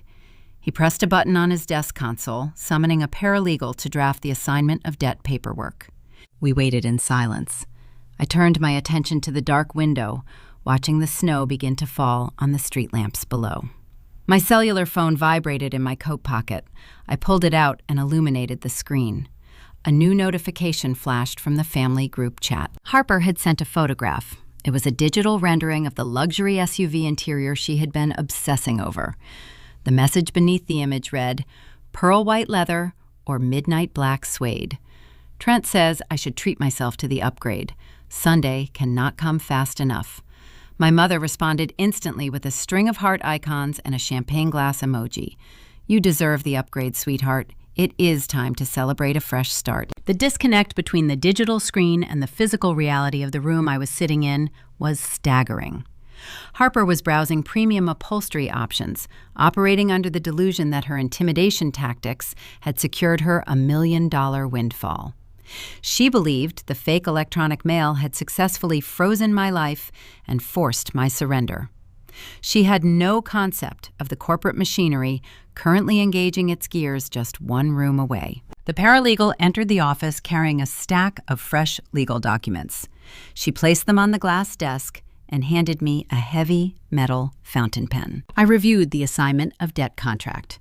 The language was cold, precise, and absolute. It legally stripped the estate of David Clark of all rights to the $400,000 promissory note and transferred those rights entirely to Meridian Financial Recovery. By signing the paper, I was handing the deed to my sister's home over to a corporate entity that specialized in ruthless extraction. I uncapped the fountain pen. The steel nib scratched smoothly across the signature line. I signed my name in sharp, decisive strokes. The paralegal applied her official notary stamp to the bottom of the page, pressing the heavy metal seal into the paper. The transaction was complete. Sterling handed me a certified cashier's check for $50,000. He gathered the original manila envelope and placed it into a secure outgoing tray on his desk. Our legal department will file the transfer with the county first thing in the morning, Mrs. Clark. The eviction notice will be drafted and sent to a process server before noon on Tuesday. It has been a pleasure doing business with you. I placed the cashier's check into my wallet and stood up. I shook his hand, walked out of the office, and exited the building. The freezing night air hit my lungs sharp and invigorating. I had armed the ultimate trap without ever having to dirty my own hands. I unlocked my truck and climbed inside. I pulled my phone from my pocket and opened the family group chat. I typed a single brief message and hit send. I will bring the watch transfer papers to Sunday dinner. See you at 5. The bait was officially set. The proxy was loaded. All that was left to do was ring the dinner bell and watch them walk into the snare they had built for themselves. The drive to my parents' house took 45 minutes. The route transitioned from the dark, snow-swept rural highways of Gallatin County into the manicured, brightly lit suburban streets of Bozeman. Street lamps cast sharp yellow cones of light onto perfectly plowed driveways. Decorative winter wreaths hung on heavy front doors. It was a picturesque neighborhood designed to project stability, prosperity, and order. I pulled my truck onto the smooth concrete of my parents' driveway, parking behind Trent's oversized leased pickup. I cut the engine and sat in the quiet cab for a moment. I wore a simple navy blue wool sweater and dark denim jeans. Resting on the passenger seat was a vintage hard-shell leather briefcase I had repurposed from David's home office. It contained the Swiss inheritance deed, the high-resolution photograph of the forged electronic mail, and the copies of the notarized promissory notes. It was a portable containment unit for their total ruin. I grabbed the leather handle, stepped out into the freezing night, and walked up the front path. I did not knock. I turned the brass handle and pushed the front door open, stepping into the warm, brightly lit foyer. The immediate sensory shift was disorienting. The house smelled of roasted beef rosemary and caramelized carrots. For 30 years, this specific aroma had signaled the traditional Sunday family dinner. It was a scent meant to evoke warmth, unity, and safety. Tonight, the familiar smell served only as a thin, performative veil draped over an act of blatant extortion. Beneath the savory aroma of the roast, the air in the house was rigid with unspoken tension. I walked past the foyer and stepped into the open-concept dining room. I evaluated the physical layout of the room with the clinical detachment of a dispatcher assessing a volatile scene. Every person in the room had assumed a specific, tactical position. My mother and father hovered near the expansive kitchen island. They were acting as the gracious hosts attempting to normalize the hostile environment. My father stood near a wooden cutting board holding a carving knife, while my mother wiped down a spotless granite surface with a white microfiber towel. When I entered, their heads snapped toward me. They offered identical, tight, patronizing smiles. They wore the expressions of relieved wardens watching a rebellious prisoner finally walk toward the submission block. They believed the unpleasantness was over, and their comfortable illusion of family harmony was about to be restored. Trent stood on the far side of the room near the large bay window overlooking the dark backyard. He had positioned himself to appear imposing. He stood with his feet planted wide, his thick arms crossed over his chest, his jaw set in a rigid line. He wanted to project the aura of a protective husband defending his family. But the dispatcher training allows you to see past the posture. I looked at his hands. His knuckles were bone white from gripping his own biceps too tightly. A faint sheen of perspiration reflected the overhead chandelier light on his forehead. He was not a protector. He was a cornered, terrified man who believed the fraudulent transfer of my husband's watch was his final ticket to survival. And then there was Harper. My sister sat at the head of the long mahogany dining table. She had dressed for the occasion, wearing a crisp silk blouse and fresh makeup, styling herself like a corporate executive preparing to finalize a hostile takeover. Her posture was perfectly straight, her chin elevated. She was practically vibrating with a smug, radiant energy. A thick stack of legal documents rested on the polished wood in front of her. A heavy, expensive-looking fountain pen lay parallel to the paper. Callie, my mother, chirped, her voice a pitch too high, echoing artificially in the quiet room. "We are so glad you came. The roast needs about 10 more minutes to rest. Can I pour you a glass of the Cabernet?" I did not acknowledge the offer. I kept my eyes fixed on the dining table. I walked slowly across the hardwood floor, the soles of my boots remaining completely silent. My father set his carving knife down on the block. He cleared his throat, assuming his favorite role as the wise patriarch. "This is the right choice, Callie," he declared, infusing his tone with heavy paternal approval. "I know this week has been incredibly stressful for you. Dealing with the bank accounts, the cold house, the uncertainty. It takes a big person to step back, put pride aside, and do what is best for the family as a whole. You are doing the right thing for little Leo. David would be proud of your maturity today." The sheer density of their delusion was breathtaking. They were congratulating me for surrendering to a financial hostage situation they had personally endorsed. They wanted to package my engineered starvation as a noble sacrifice, so they could sleep at night with clean consciences. I stopped at the opposite end of the mahogany table, directly facing Harper. I did not pull out a chair. In any negotiation, sitting down when your opponent is already seated puts you on equal footing. Standing while they sit establishes an immediate nonverbal physical dominance. I stood tall, letting the weight of the leather briefcase pull my right arm straight down. Harper leaned forward, placing her manicured hands flat on the table on either side of the legal stack. She could not contain her triumphant grin. "I have the transfer papers ready," she said. Her voice was brisk, dripping with the fake professionalism of a victorious adversary offering generous surrender terms. She tapped the silver cap of the fountain pen against the dark wood. The rhythmic tapping filled the silent room. "I had my lawyer draft them yesterday," she continued, sliding the documents a few inches across the table toward my empty chair. "All you have to do is sign on the bottom line and date it. Trent will take the physical watch tonight. First thing tomorrow morning, we will call the probate judge and file the withdrawal motion. Your bank accounts will be unfrozen by noon. You can go back to your life, and we can go back to ours. It is the easiest way, Callie.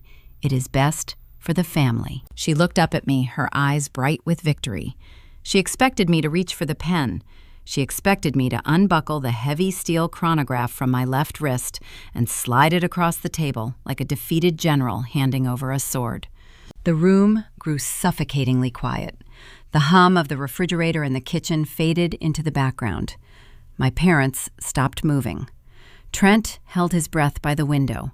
The only sound left in the entire house was the steady mechanical ticking of David's 1958 prototype watch beating against the pulse of my left wrist. Tick, tick, tick. A relentless countdown to an inevitable detonation. I lifted my right arm. I brought the heavy leather briefcase up and set it down squarely in the center of the mahogany table. The brass feet on the bottom of the case made a dull, resonant thud against the polished wood. I did not raise my voice. I did not inject a single ounce of anger, sadness, or frustration into my tone. I channeled 12 years of dispatching experience, 12 years of managing chaotic, violent, desperate people from a sterile, quiet room. I spoke with the eerie, absolute calm of an operator who already controls the entire board.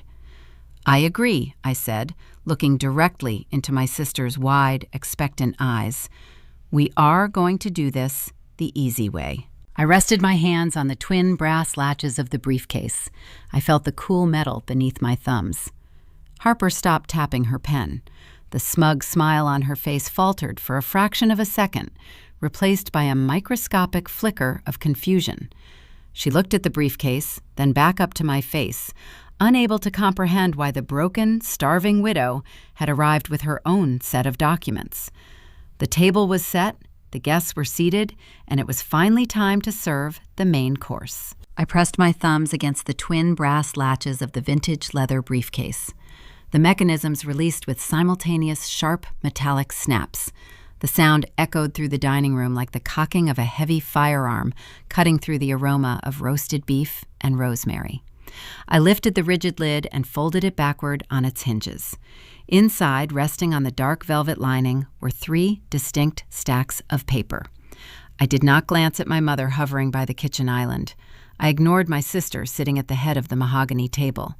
I locked my eyes directly onto Trent. He stood by the bay window, his thick arms still crossed over his chest, but the false bravado was melting off his frame rapidly. His breathing was shallow, his jaw clenched so tightly the muscles fluttered under his skin. I reached into the briefcase and extracted the first document. It was the certified provenance report I had compiled attaching the Swiss inheritance deed and the official validation from Elias the appraiser. The thick parchment carried raised notary seals and international postage marks. I laid it flat on the dark wood, sliding it precisely until it rested adjacent to Harper's stack of fraudulent transfer forms. First I began. My voice carried the sterile, measured cadence of an emergency operator narrating a developing crisis. This is a certified provenance report. Attached is a legal inheritance deed drafted in Geneva, Switzerland, dated October 14th, 2011. Harper stared at the thick parchment. Her manicured fingers hovered nervously over her own papers. She did not comprehend the legal weight of the document yet. She squinted at the foreign stamps, her brow furrowing. I clarified the situation for her, maintaining my clinical tone. The timepiece, strapped to my wrist, was inherited by David 3 years prior to our marriage. Under Montana state law, a documented premarital inheritance is strictly insulated from the general marital estate. It bypasses the probate dispute process entirely. I watched the calculation occur behind Harper's eyes. The realization struck her physical form. Your emergency injunction is legally void, I stated, delivering the facts without a trace of malice. You froze my checking accounts based on the premise that I was misappropriating an estate asset. The watch never belonged to the estate. It belongs solely to me. The judge will dismiss your financial freeze the moment my attorney presents this deed tomorrow morning. Harper's smug, radiant smile dissolved. The confident executive posture she had maintained all evening collapsed. Her shoulders slumped forward, and her mouth opened slightly, searching the room for a rebuttal that did not exist. The $1 million windfall she had been spending in her mind evaporated into the dry winter air. I did not give her time to formulate a new lie. I reached back into the leather briefcase and extracted the high-resolution photograph I had taken on my front porch. I dropped it onto the table. The glossy surface slapped against the polished mahogany, the noise sharp and sudden. Second, I said, shifting my gaze from the photograph to her face. Let us discuss the evidence you presented to the court to secure that illegal injunction. My mother took a hesitant step forward from the kitchen island, her hands twisting the white microfiber towel into a tight knot. Callie, what are you doing? She pleaded, her voice trembling. We agreed to settle this peacefully. I raised my right hand, palm facing outward. It is the universal law enforcement signal to cease all forward movement. My mother froze in her tracks, her eyes wide. I tapped my index finger against the top right corner of the photograph, indicating the printed electronic mail header. David lived his entire life in the Rocky Mountains. Every piece of technology he operated was rigidly synchronized to Mountain Standard Time. This printed thread features a timestamp indicating Eastern Standard Time. Furthermore, it refers to the prototype chronograph as a vintage watch. David despised that term. He only ever called it his beater. Trent uncrossed his arms. He took a heavy, lumbering step away from the bay window, drawn toward the table by the gravity of the revelation. He leaned over the wood, staring at the magnified timestamp on the photograph. "It is a forgery," I announced to the room. The word hung in the air, toxic and undeniable. I turned my head slowly, locking my gaze onto Harper's pale face. But here is the most interesting part of the deception. I looked back at Trent. Trent did not forge this document. I watched Trent's reaction in my peripheral vision. His confusion deepened, his brow furrowing, as he tried to process the information. "You did it, Harper," I said. My voice dropped an octave, carrying the weight of an absolute verdict. "You snooped through David's unlocked laptop in my home office while we were planning his funeral. You drafted the message from his account and sent it directly to your husband's inbox. You kept Trent in the dark, letting him believe David actually sent it, so he would file it in court with genuine conviction." Trent whirled around. His heavy boots thudded against the hardwood floor. He stared at his wife. Horror dawned across his features, wiping away the last remnants of his aggressive facade. He had believed the message was a miraculous stroke of luck, a genuine lifeline thrown from beyond the grave to save him from his mounting debts. He had no idea his wife had orchestrated the fabrication and handed him the loaded weapon. "Harper," Trent rasped. His voice sounded like tearing sandpaper. "Tell me she is lying. Tell me you did not fake that paper." Harper shrank back into her dining chair. She looked at her husband, then darted her eyes toward our parents seeking a lifeline. She found nothing but shocked silence. She could not formulate an excuse fast enough to cover the digital tracks I had just exposed. She pressed her lips together, her silence serving as a profound admission of guilt. "Submitting a forged document to a probate judge to secure a financial freeze is perjury," I explained, addressing the room, but keeping my eyes fixed on my sister. "In this jurisdiction, perjury is a felony offense. It carries a maximum penalty of up to 5 years in the state penitentiary.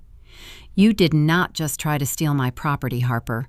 You committed a severe crime, and you manipulated your husband into acting as your accomplice." The magnitude of the situation finally breached my parents' denial.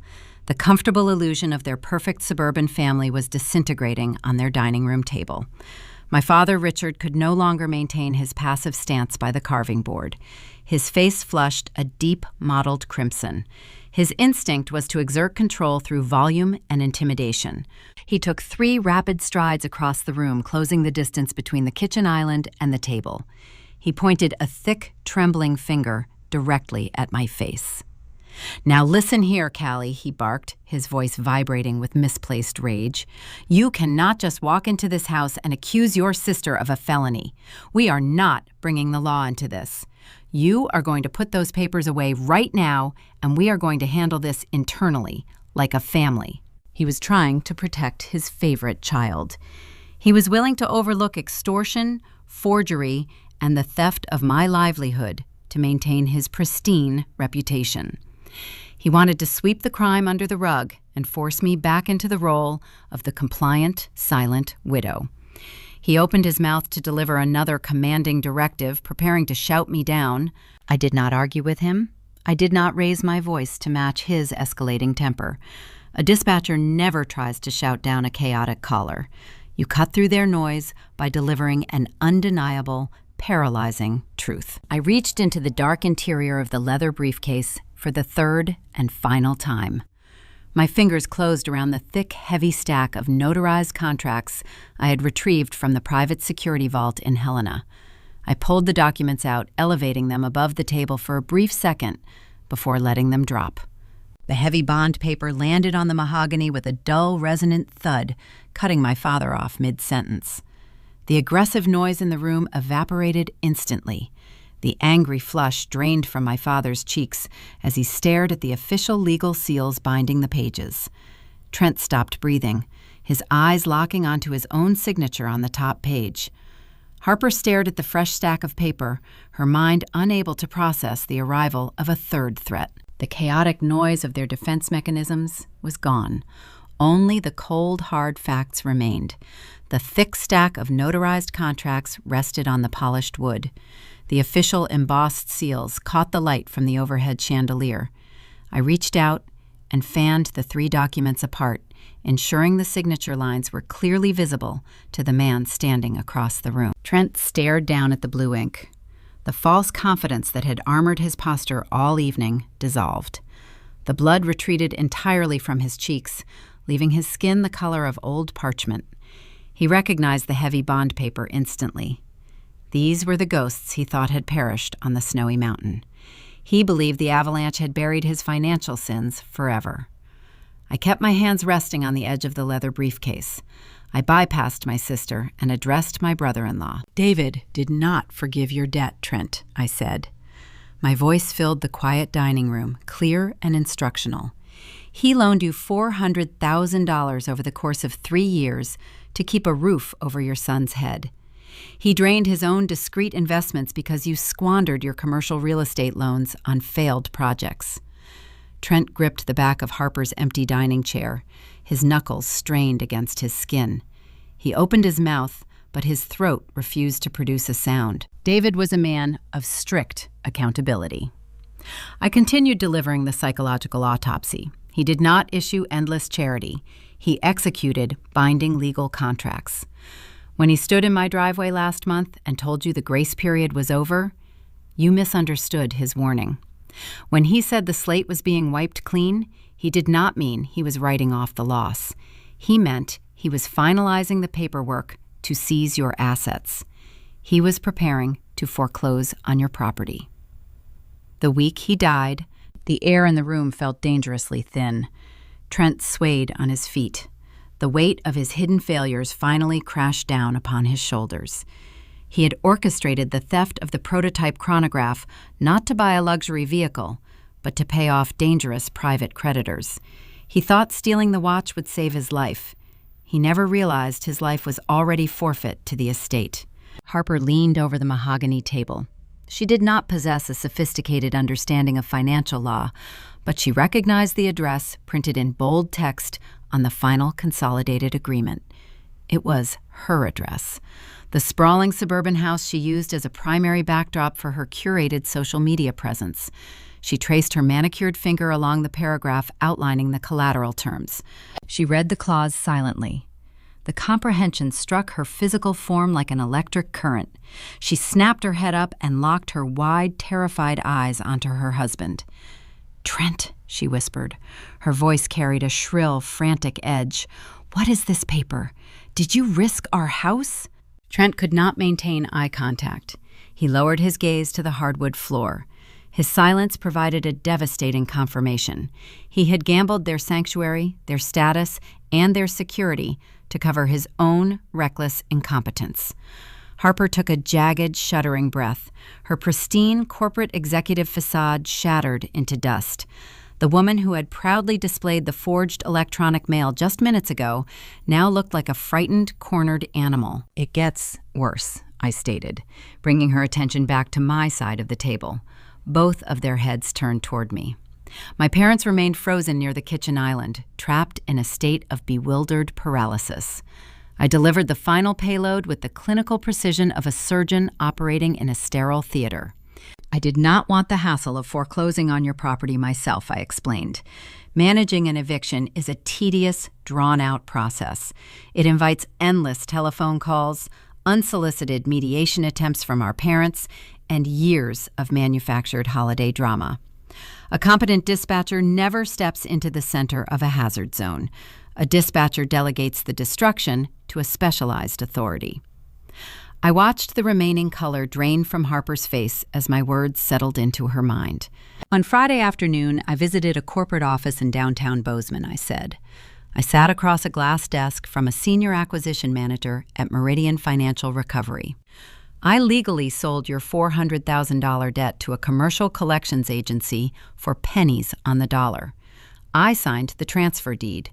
I relinquished all rights to the promissory notes." Harper gripped the edge of the table, her fingernails biting into the polished wood. "What does that mean, Callie? What did you do?" It means I do not own the lien on your home anymore, I replied. A corporate entity owns it. They do not care about little Leo. They do not care about family harmony. They care about liquidating collateral. Their legal department will file the assignment of debt with the county clerk tomorrow morning at 8 o'clock.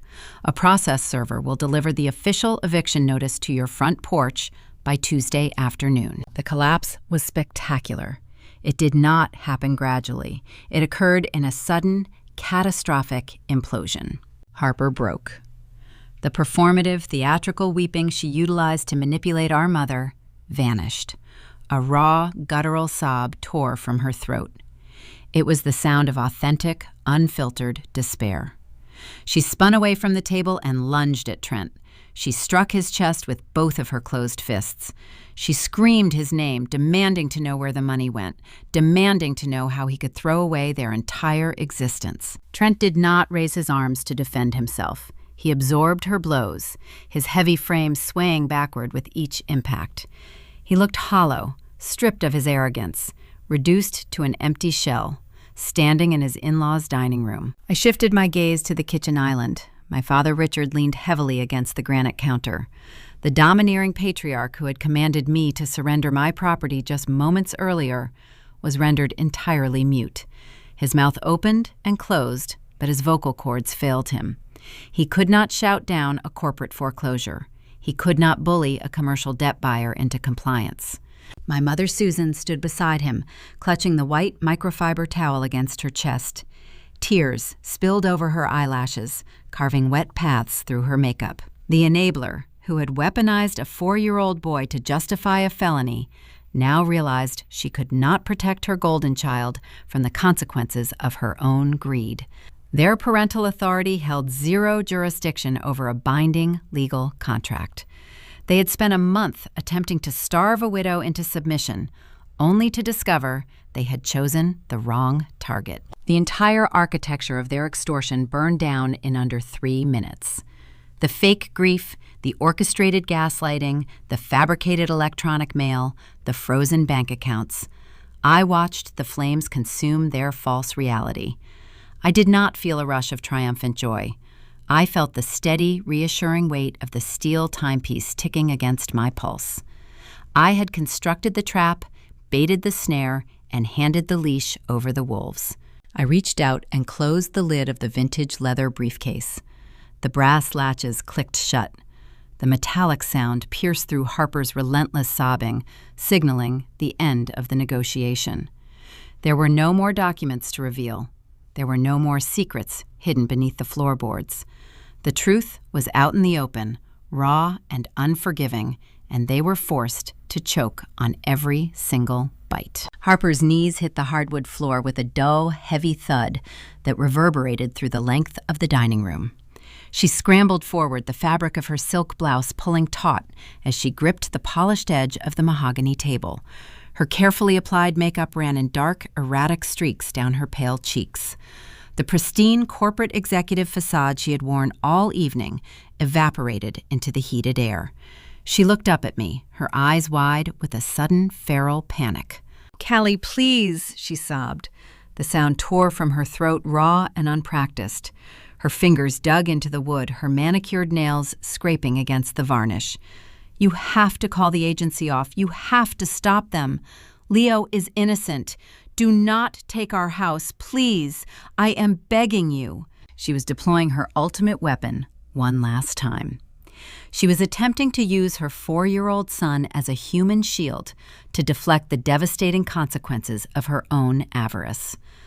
But a seasoned dispatcher knows the fundamental difference between a genuine victim and a suspect who has merely been caught. I looked down at the woman kneeling on the floorboards.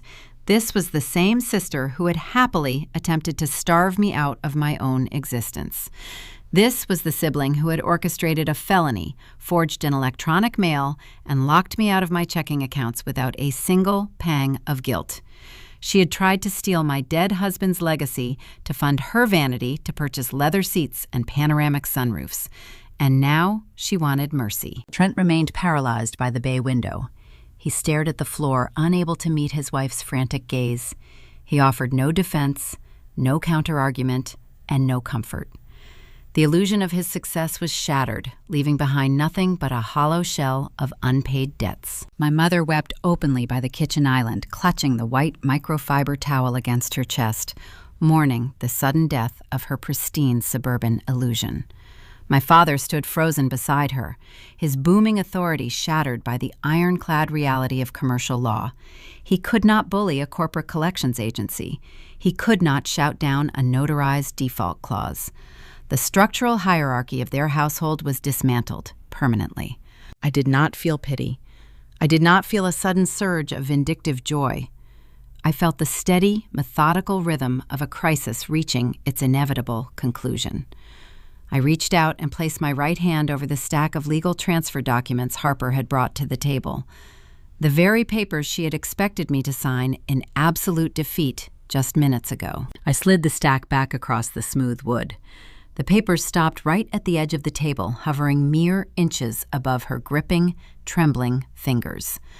I looked her dead in the eye, stripping away decades of forced family politeness, exposing the cold, undeniable truth beneath.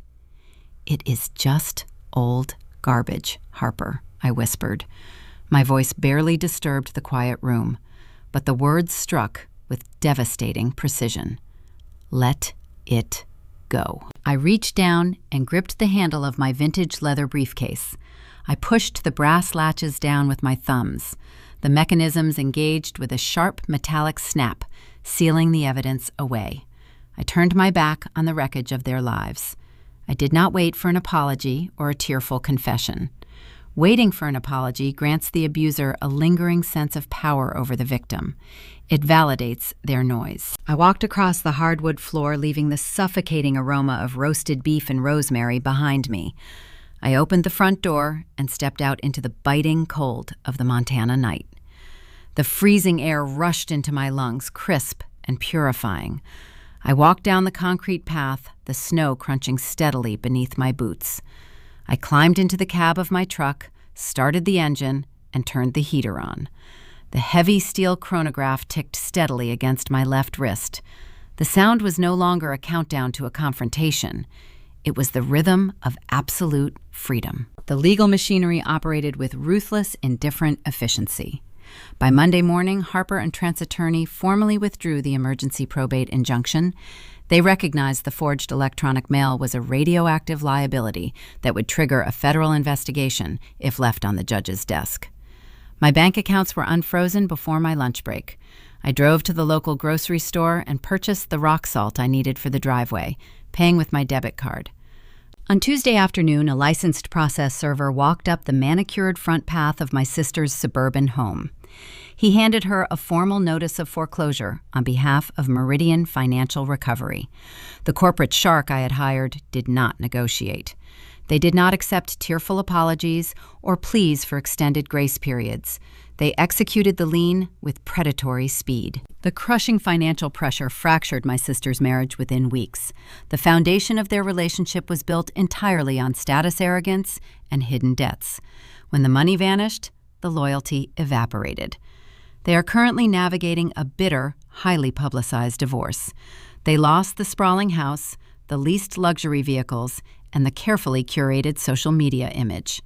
The neighborhood gossip circuit devoured the scandal, leaving them isolated in the ruins of their own choices.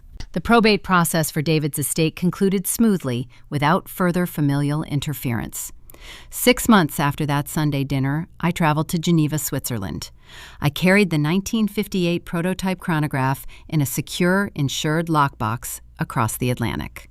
I contracted a prestigious private auction house to manage the sale of the timepiece. The auction room was quiet, lined with rich mahogany and filled with elite horological collectors from across the globe. I sat in the back row watching the bidding war unfold. The final hammer price far exceeded Elias the Appraiser's initial hushed estimate. The funds transferred directly into my sole proprietor accounts within 48 hours. I did not purchase a sports car. I did not upgrade my wardrobe, buy a vacation home, or post cryptic photographs of my newfound wealth on the internet. David earned that fortune through discipline, physical sacrifice, and immense foresight.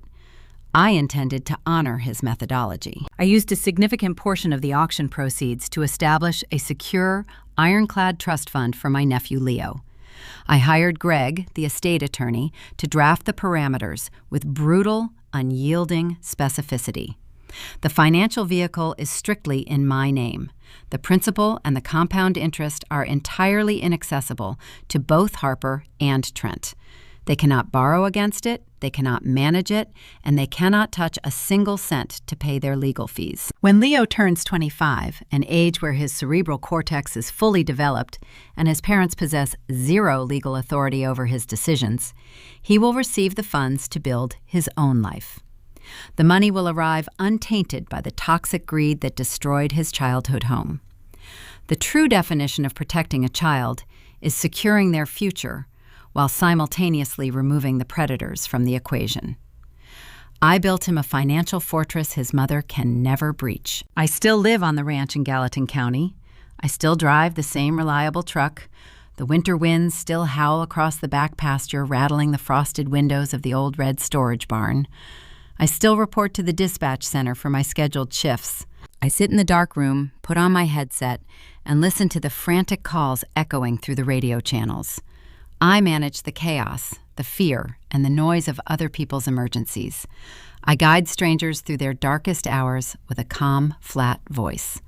I organize the response. I deploy the authorities. But when my shift ends, I log off the console and drive back to a property that is entirely my own. The vultures are gone. The extortion has ceased. I do not speak to my parents, and I do not monitor my sister's spiraling downfall. I keep my own counsel, and I keep my receipts. My home is perfectly, beautifully silent.